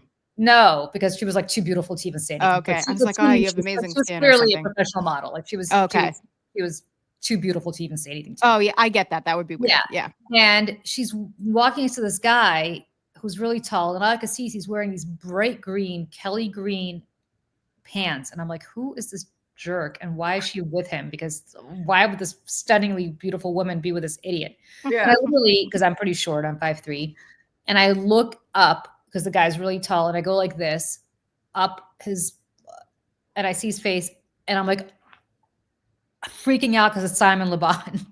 Oh, And no way. Julie Roginski, circa 1985, was apoplectic. I couldn't. So it was Yasmin Laban, who's the wife, who's even more beautiful in real life than she is. Yeah. This is now. She's got to be in her late 50s, or back then was probably in her late 40s, or maybe even mid 40s. And with Simon, I couldn't even breathe. I was like it was like kind of celebrity sightings that you see in New York a lot, but you Duran don't. was great. Like, so listen, my husband always tries to act like he doesn't like my 80s music stuff, but he does. And when we went and saw last summer, was it last summer or 2 summers ago, when we saw what's his name? Footloose guy, Kenny Loggins. We saw Kenny Loggins, and I was like Kevin Bacon. I was like, I see him all the Kenny time at the Loggins. Reservoir. And he was jamming, and he sings Footloose at karaoke. I've said this many times. But it's like those 80s songs. We listen to 80s music constantly. Duran is like one of the best in the 80s band. They're so good. And like he always marvels at all the lyrics, because I traveled a lot with my grandmother. So I would have little tapes. I was one of those people that would sit by the radio on Z100 or whatever back in the day. Rick D's in the weekly top 40. And I would wait and make tapes in preparation for our long trips. Yep.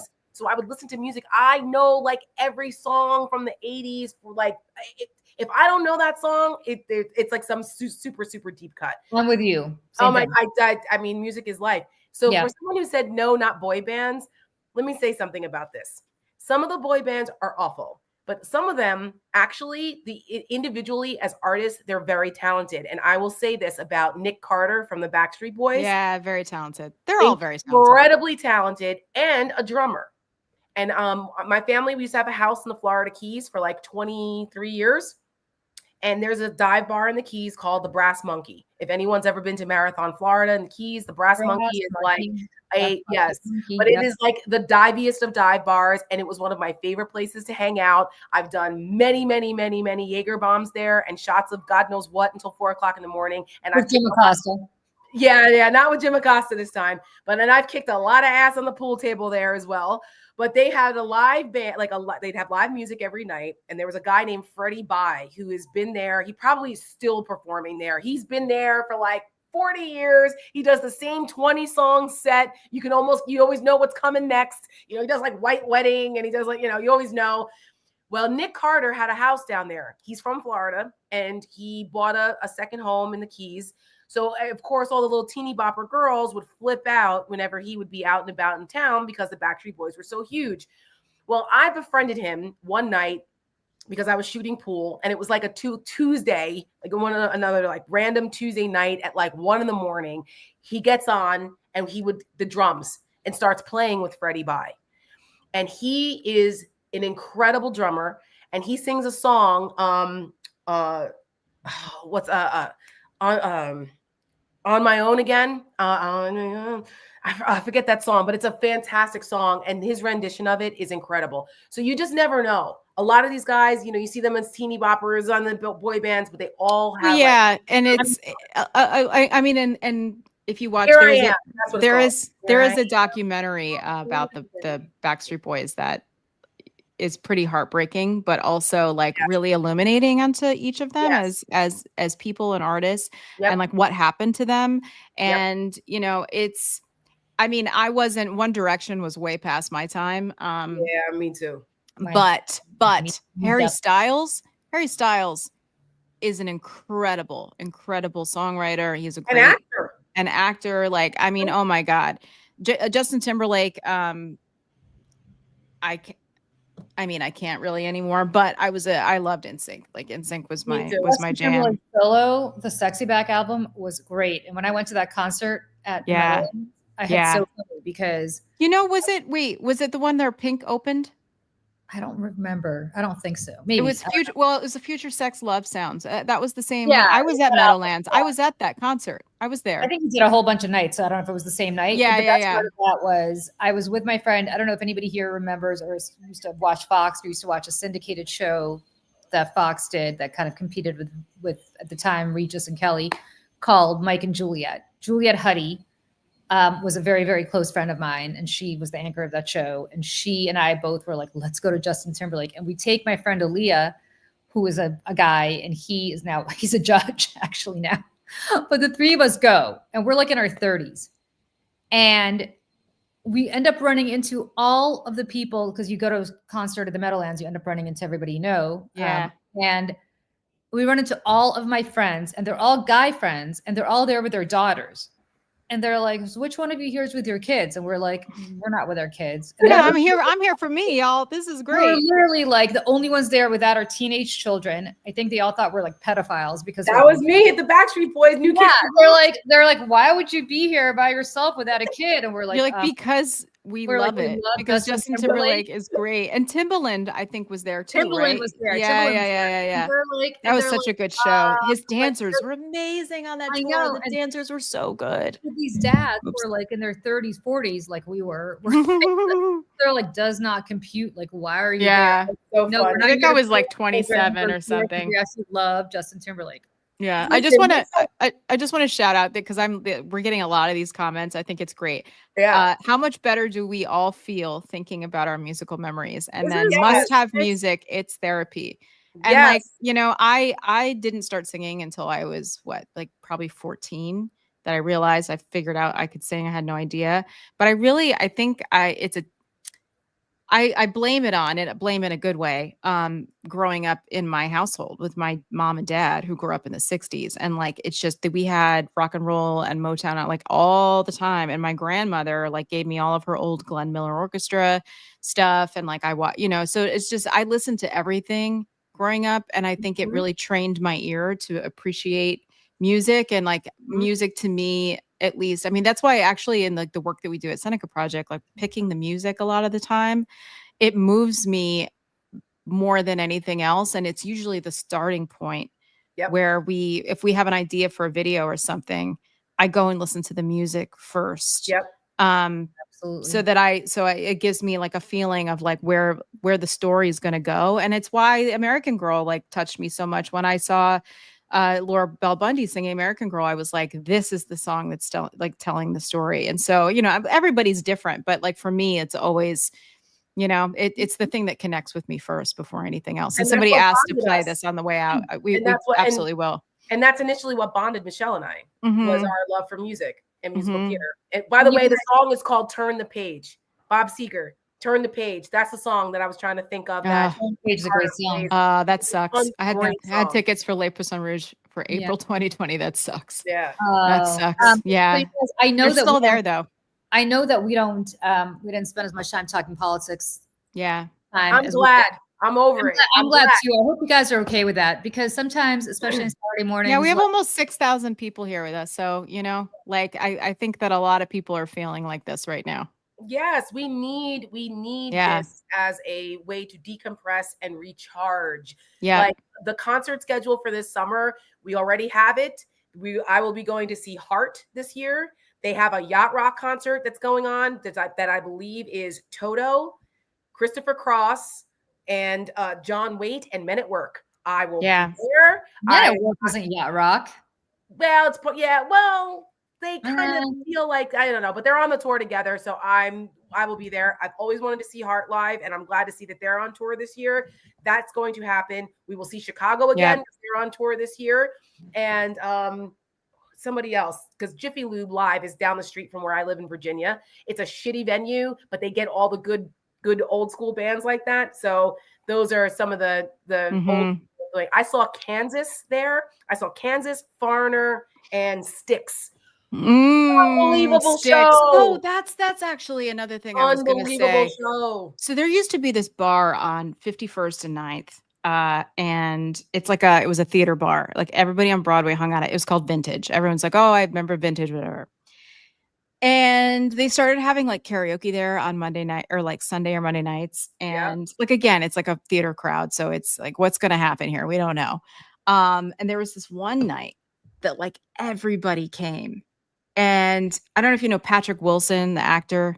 Yeah. So Patrick Wilson was a theater guy. And so he showed up, and I'm pretty sure he sang Come Sail Away one night. It was really awesome. He sang that. Yeah. And in that same night, there's this guy named Jonathan Dinklage, who is an incredible violinist. on Broadway. He plays and he also does like a lot of session work and stuff like that. Peter Dinklage is his brother. I was gonna And say, like, you related to yeah. Peter not a Dinklage is popular his last brother. name. Yeah. And like, it was them. And like, I don't know, they did this thing for My Fair Lady. It was hysterical. But do you know who Larry Gatlin is, a country singer? Yeah. I've heard of him. I don't know his music, but I know. Yeah. So Larry, this is like a story. Larry, I'm like, how much of this do I tell? Larry Gatlin had Tell it done. all, Michelle. Yeah, I know. It's like, oh, my parents are watching. So Larry Gatlin had done Civil War on Broadway with my roommate at the time. Now my roommate and his wife are like my parents' age. They're like in their 70s. And I like lived in this closet in their apartment for $800 a month. Don't ask. It was a steal. And we were all out. And actually my roommate, his name is Michael Lanning, and he sang the commercial, "The Heartbeat of America Today, Chevy Truck." That's him. Oh yeah. So anyway, so Larry Gatlin was in New York visiting, and he was like, I don't know, like 40 years sober at this point. I don't know. And we're like, "Well, Larry, we're going to go out and sing karaoke later. Do you want to come?" And he's like, "Yeah, sure. Why not?" And he started having some drinks. And it wasn't like a bad situation, but I was like, "You need to sing one of your songs, Larry."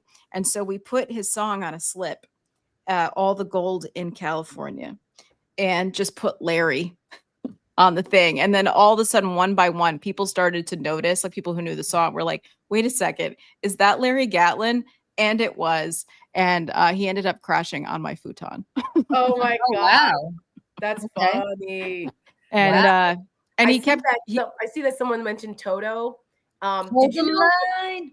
I love them. Did you Yeah. know that the keyboardist was a prolific songwriter? He wrote a lot of those yacht rock songs and stuff. He wrote the song "Human Nature" that Michael I Jackson love that ended song. up doing. No, He wrote it- I love that song.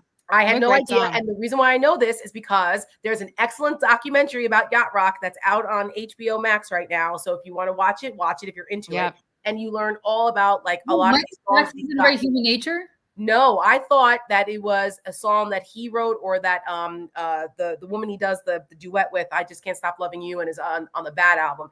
But it wasn't her, and it was the guy from That is the best song in that album. Oh my God. I know everybody's going to disagree with me. I think Human Nature is the best song. And I love That Human whole Nature. album It's a is great great. song. It's a great song. And SWV also like sampled it later on. It was just really good. They did with a great sample. But yeah, so I had no idea that he wrote all those songs. And also, by the way, the song "Africa" was something that he wrote, and like everybody hated it. I don't get that either. I love that song. That song is like catnip. I don't love that song. Weezer does a good cover of Africa. And that's at least for like older millennials. I feel like Africa is like catnip. Like everybody, you play that song. Let me pose a theory to you guys, and I know what I'm about to say is very controversial, and my husband always gets mad at me when I say this to him, and I've never voiced it out loud to anybody else. I think that the ultimate yacht rock band is the Eagles. I like the Eagles because when I'm thinking, because I think they sound just like yacht rock. No way. I think not yacht rock. Peaceful, easy feeling. Peaceful, easy feeling is not yacht rock to you. That is most yacht rocky. You're not hanging out in you're not hanging out on your boat. Yeah, Hotel California kind of gives it too. But here's the thing. So when you watch the yacht rock documentary, you will understand that the term has nothing to do with listening to music like easy listening on your boat, which is what I thought. It actually came from a online docuseries that was mocking, like it was a mockumentary of the 80s bands. Oh. And so they named it yacht rock. Like Spinal Tap kind of thing? Right, like that. Okay. And then it caught on. So it has nothing, it had to do with that style and nothing to do with like what I that's funny. So there's somebody, I forgot who, in one of the bands that hated the term. And when the documentarians went to interview him, and he was like, "We're doing a yacht rock documentary," he was like, "Fuck off. I'm not ever talking about yacht rock," and hung up because he was so offended that the name for the genre of music came from this mockumentary. So I'm telling you, it's a great documentary. Well, I still pause it. Toto is on tour. It is Toto, Christopher Cross, and Men at Work, like I said, and they're coming to an amphitheater near you, and one is coming to me in August. All right, guys. Spinal Tap, which is the greatest movie of all time. Second, I've never seen it. It's so good. I've never seen it. I know. Girl, I don't know where you're living Tara? under a rock. All right. First of all, it is 11:40 Eastern right now. Hang up with us right now. Drop all of your antiquing, whatever you're doing. I have to plant. You got to watch it with me because I know every word of that movie. I know it's a classic. I have been to not one but two Spinal Tap concerts. Oh wow. He's still alive because the drugs are keeping him alive. The balloons actually were an appropriate time this show. That's true. This time.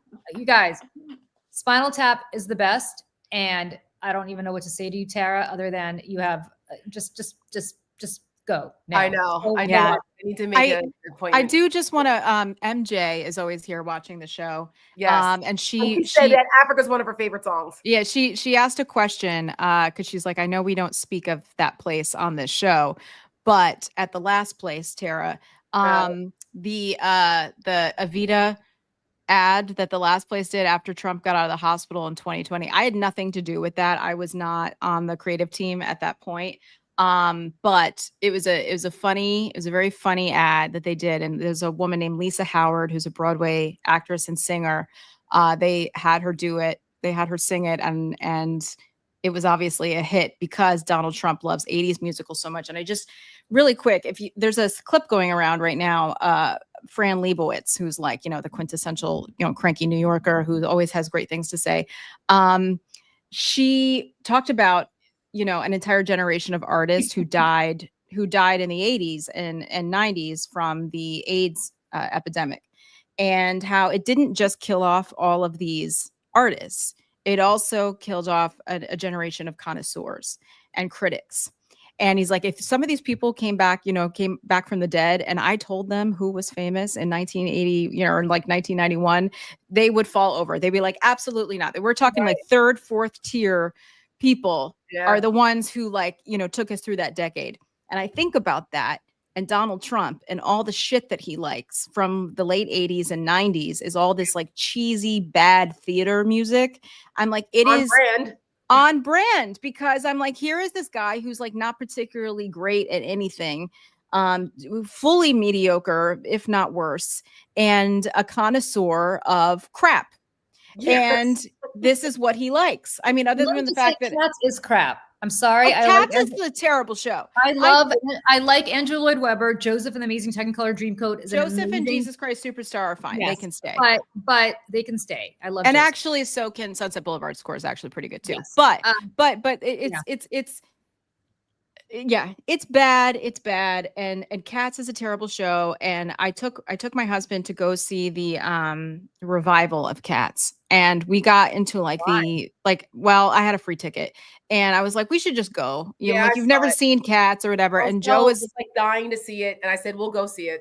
Joe was like, what's going on? This was like, we're into the second act. And he's like, I don't understand. Why are they introducing more new cats? I was like, because the show isn't about anything. Right. The show is literally about a bunch of cats, and then it ends living in a dumpster.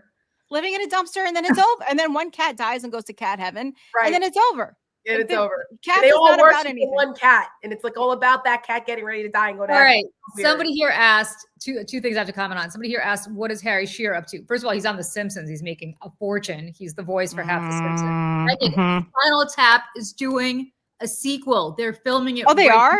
I didn't know that. I'm saying to you, the greatest day of my life is yet to come, because that is the day that Spinal Tap does the sequel, and it comes out, and I will be first in line, much like I've always said. If Led Zeppelin ever reunites, I will drop my family and be a 15-year-old groupie and follow them around the country. I will be also at the first premiere of Spinal Tap, and I can't wait, and I am obsessed. That's one. And then two, I think there's somebody here, I lost the thread of who said it, Roxanne. You said you went on Phish and Dave Matthews Band tour. Okay, I went to more Phish shows in college. I cannot even tell you how many. You and Katie Tur. Katie Tur and I. Not into them. Oh my God, literally obsessed with Phish. Another band that nobody I know wants to go to with me, because I actually won't go to that with you. Yeah, I know. I still love you. My husband drives nonstop. He will not go with me either. Nobody will go with me. I'm obsessed with Phish. And then I had a client maybe about 8-9 years ago who surprisingly lived in Colorado, not surprisingly, but I'm not a cannabis person, but he ran a cannabis company and they were based in Colorado. And he said to me, hey, we're sponsoring the fish show at Red Rocks. Do you want to come with us? And I was like, are you kidding me? Fish in Colorado with a bunch of I was going podcasts? to say, that's Colorado, right outside Denver. Yeah.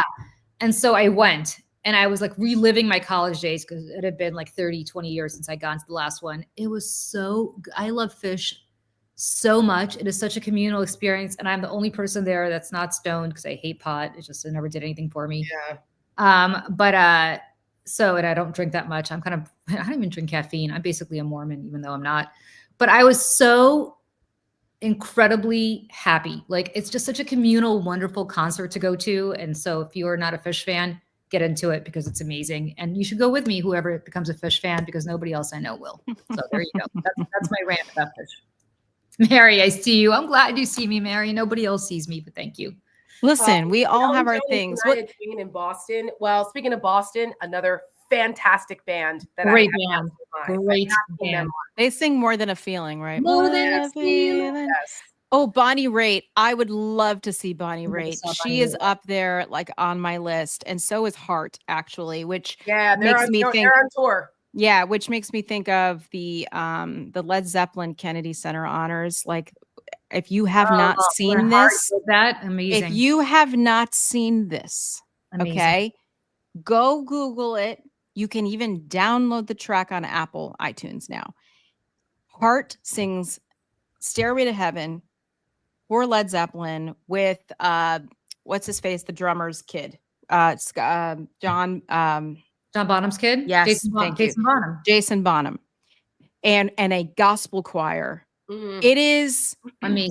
I have chills just thinking about it. It's better than the original. The It original is Stairway to better. Heaven is Yeah, not that because good. I was like, oh, Stairway to Heaven. I was like, Yeah. dun, da, da, da, da. Like, I was like, oh no, Stairway to Heaven. But then she came out. I was like, oh my God. Both of them were alive. It's both Yes. Timothy and Yeah, Anne. I remember watching. Oh, my mom goes, Dropkick Murphys hate Trump. Dad, I like Listen to Your Heart. Yeah, Listen to Your Heart. Da, da, da, da. They have Yeah, so so many good. amazing Yeah. songs. Great Remember when singers. Sarah Palin used Barracuda, and they were like, They were no. like, no, I don't think Yeah. so. They're like, no.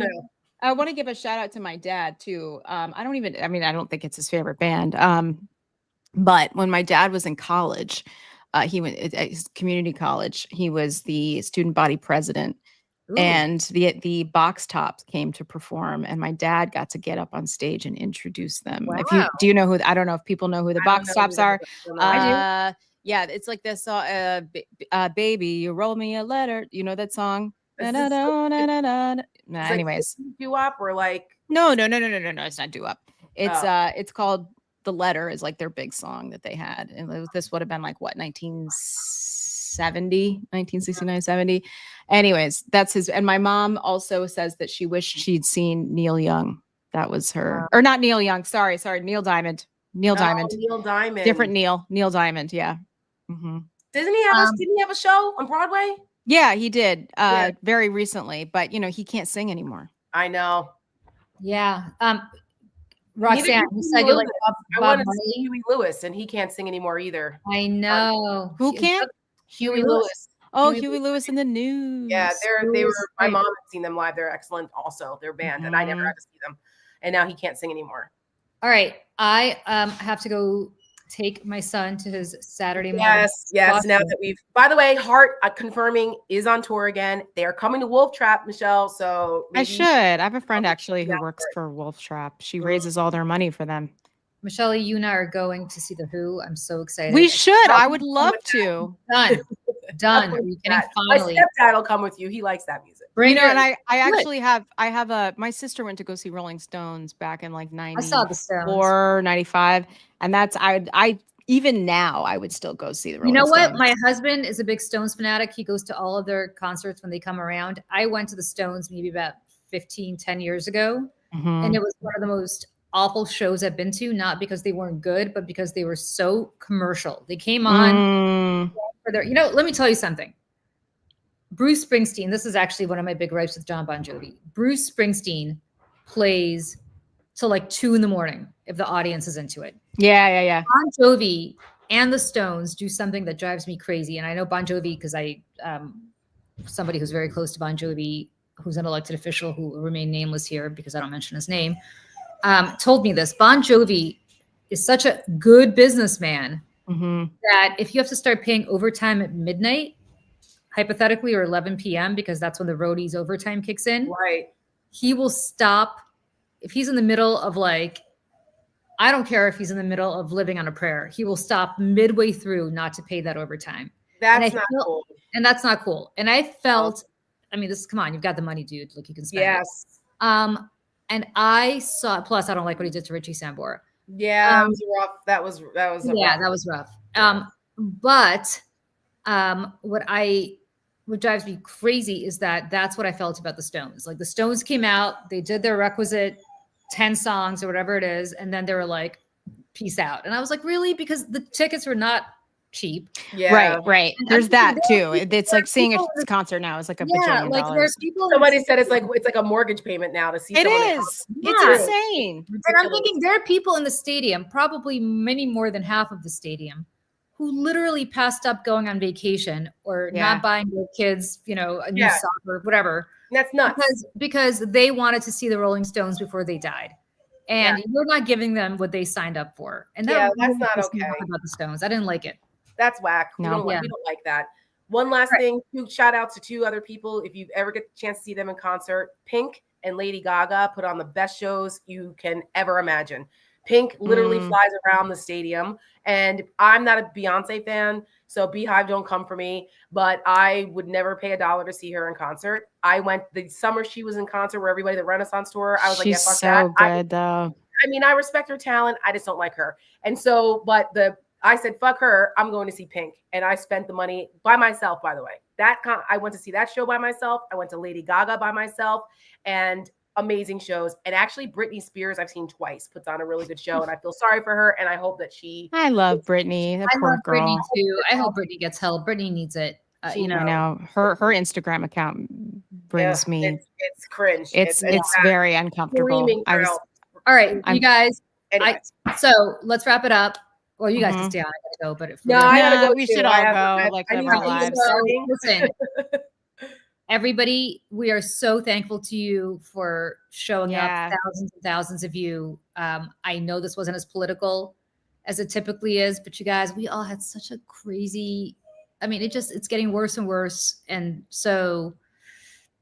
Like sometimes we just need these Saturdays. Saturdays are for. Our Saturdays are always, they should be a little bit lighter because we do so much heavy stuff during the week, and we try to intersperse and, some politics with stuff. But that's what started this conversation. To Michelle's point, Donald Trump came for icons and for people who are willing to speak out and who use their talent and their money and their voice to do good. And Donald Trump can't stand that. It's like kryptonite to these MAGAs. Yep. So, well, listen, and music brings us together, yes, to enjoy it and experience music together, but it also brings us together when people attack it, because it's the one thing that's, you don't do that. You just don't do that. And so, I think that this is bringing people together in a different way and in a new way, quite frankly, with Donald Trump, because he's never gone after anybody like this. No. In this way. No. And it's Crazy Train. So I think we're going to play American Girl out because well, I think what I'd love to do actually, if you guys, well, here's what I wanted to play the Bruce Springsteen thing, because we did that actually at the end of the Stakes yesterday, and people stayed and watched the whole thing. So if you haven't seen it, I'd like to show you. So what should we do? Should I play that first and then American Girl and then play Bruce Springsteen first? Okay. We can play American Girl after. Yeah. Okay. And then just for those of you, I know most of you know this, if you want some hard-hitting political stuff, we will see you Wednesday at noon on the not on the Stakes. That's Thursday, 7:30. That's Thursday. Yes. Wednesday for Over It. JoJo will be back for that. Yep. And we're going to be talking politics there, not so much music, but we're so grateful to you guys for being with us. This is like literally my favorite. It's my favorite day. And it's I always, whenever I wake up on Saturday mornings, I'm like, oh, I get to go do that show.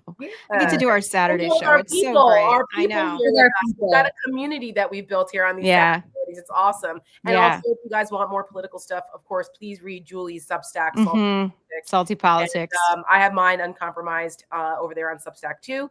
So, and we're trying to get Michelle to get hers going. I know. Well, like, let me ask people this, just really, like, let me take 30 seconds and do this. So they're trying to get me to write or do a Substack with, like, you know, interviews and writing. I'm not much of a writer, but we'll see. About pop culture and the arts and how it connects with politics. So actually it would be a lot more kind of like our show today. It would be like that, and connecting it into what's going on in the world, why it's important, and also the history of music. I mean, I was just actually asking ChatGPT the other day if there's any documentaries about escapism during World War II, and like how much like big band orchestra music came into play to give people an outlet. So, you know, I don't know. I'm thinking about it. I don't even know what I would call your it. own question. Did you see? We have almost 7,000 people watching for the last hour and a half. All we did was talk music. Yeah. There is a hunger for this, and you have knowledge about it. Oh, wait, Eileen. You have a journalism degree from Newhouse. Oh yeah, I see. I love this. Actually, you know, it's funny. Tara and I are going to the Mirror Awards in a few weeks. Yep. Newhouse does a thing in New York, and actually we're going to go to that. Actually. Yeah. Second week of June. Yeah. So yeah, that's amazing. Thank you. Do it. Send it. Everybody's saying to do it. If anybody has ideas for what, like, some pithy kind of clever title for what you would call it, let me know, because I can't think of anything. We're gonna do it. I'm gonna go to your house. I'm gonna press the launch button for you. And yes. Start it, and then that's it. And that's that. You're making the good. Right. We got at the Lubin House. No, Eileen, it's like a ticketed award ceremony event. It's at the Edison Ballroom, and like, you know, like Bob Costas and like Mike Tirico. It's like, you know, all the alums and stuff. And I didn't go to Newhouse. I was at VPA, but I did take classes in Newhouse, and I do send them $100 a year, because I just think that journalism and democracy is so important right now. So I'm happy to celebrate, and the Kinney launch. That's funny. So anyways, I have to play it on like the middle screen. So I'll put the Springsteen up, and then I'll take everybody, the three of us out, and then we'll play American Girl. Yeah, you all go. Yeah, you all go. Everybody, we love you. We'll see you Wednesday, and everyone have a very, very safe weekend. Yes. Bye, everyone. Bye.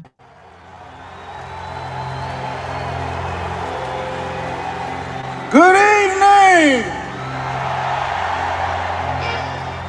It's great to be in Manchester and back in the UK. Welcome to the Land of Hope and Dreams tour. The mighty E Street Band is here tonight to call upon the righteous power of art, of music, of rock and roll in dangerous times. In my home, the America I love, the America I've written about, that has been a beacon of hope and liberty for 250 years, is currently in the hands of a corrupt, incompetent, and treasonous administration. Tonight, we ask all who believe in democracy and the best of our American experience to rise with us, raise your voices against authoritarianism, and let freedom ring. How we doing, Manchester?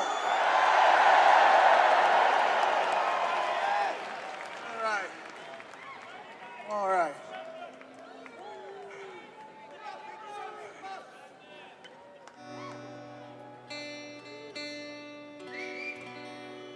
The last check on power, after the checks and balances of government have failed, are the people.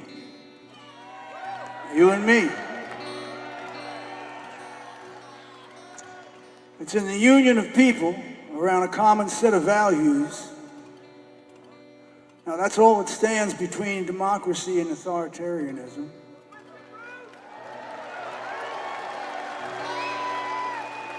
So at the end of the day, all we've really got is each other.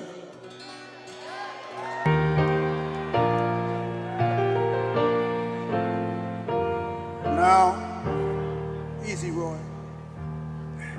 There's some very, weird, strange, and dangerous shit going on out there right now.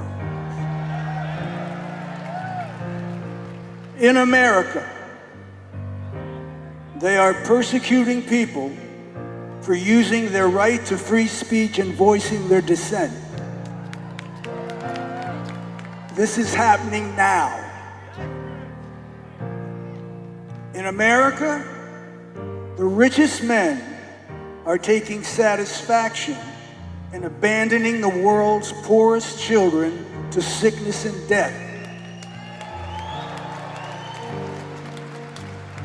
This is happening now. In my country, they're taking sadistic pleasure in the pain that they inflict on loyal American workers. They're rolling back historic civil rights legislation that led to a more just and plural society. They're abandoning our great allies and siding with dictators against those struggling for their freedom. They're defunding American universities that won't bow down to their ideological demands. They're removing residents off American streets and without due process of law are deporting them to foreign detention centers and prisons. This is all happening now. A majority of our elected representatives have failed to protect the American people from the abuses of an unfit president and a rogue government.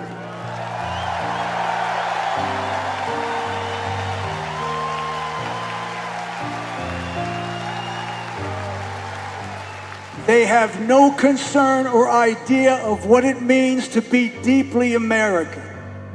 The America that I've sung to you about for 50 years is real, and regardless of its faults, is a great country with a great people. So we'll survive this moment.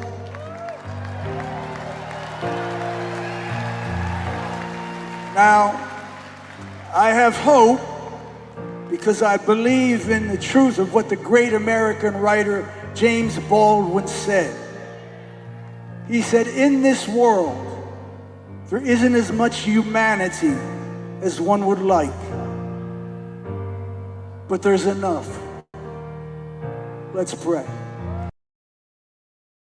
Women's suffrage is a long story of hard work and heartache crowned by victory. Was it so hard being an American girl?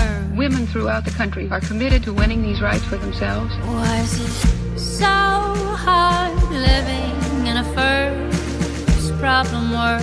I'm Connie Chung, CBS News, New York. When the American promise is the land of the free, but I'm waiting for the bill for the air that I breathe. Was it so hard being an American girl? I do. I pray that we all remember our children are watching. Every heart beats true for the red, white, and blue. Tell me, girls, what are we gonna do? Every heart beats true for the red, white, and blue. Tell me, girls, what are we gonna do? Every heart beats true for the free, white, and American girls. What are we gonna do? Every heart. While I may be the first woman in this office, I will not be the last. Every heart beats true for the red, white, and blue. Tell me, girls, what are we gonna do?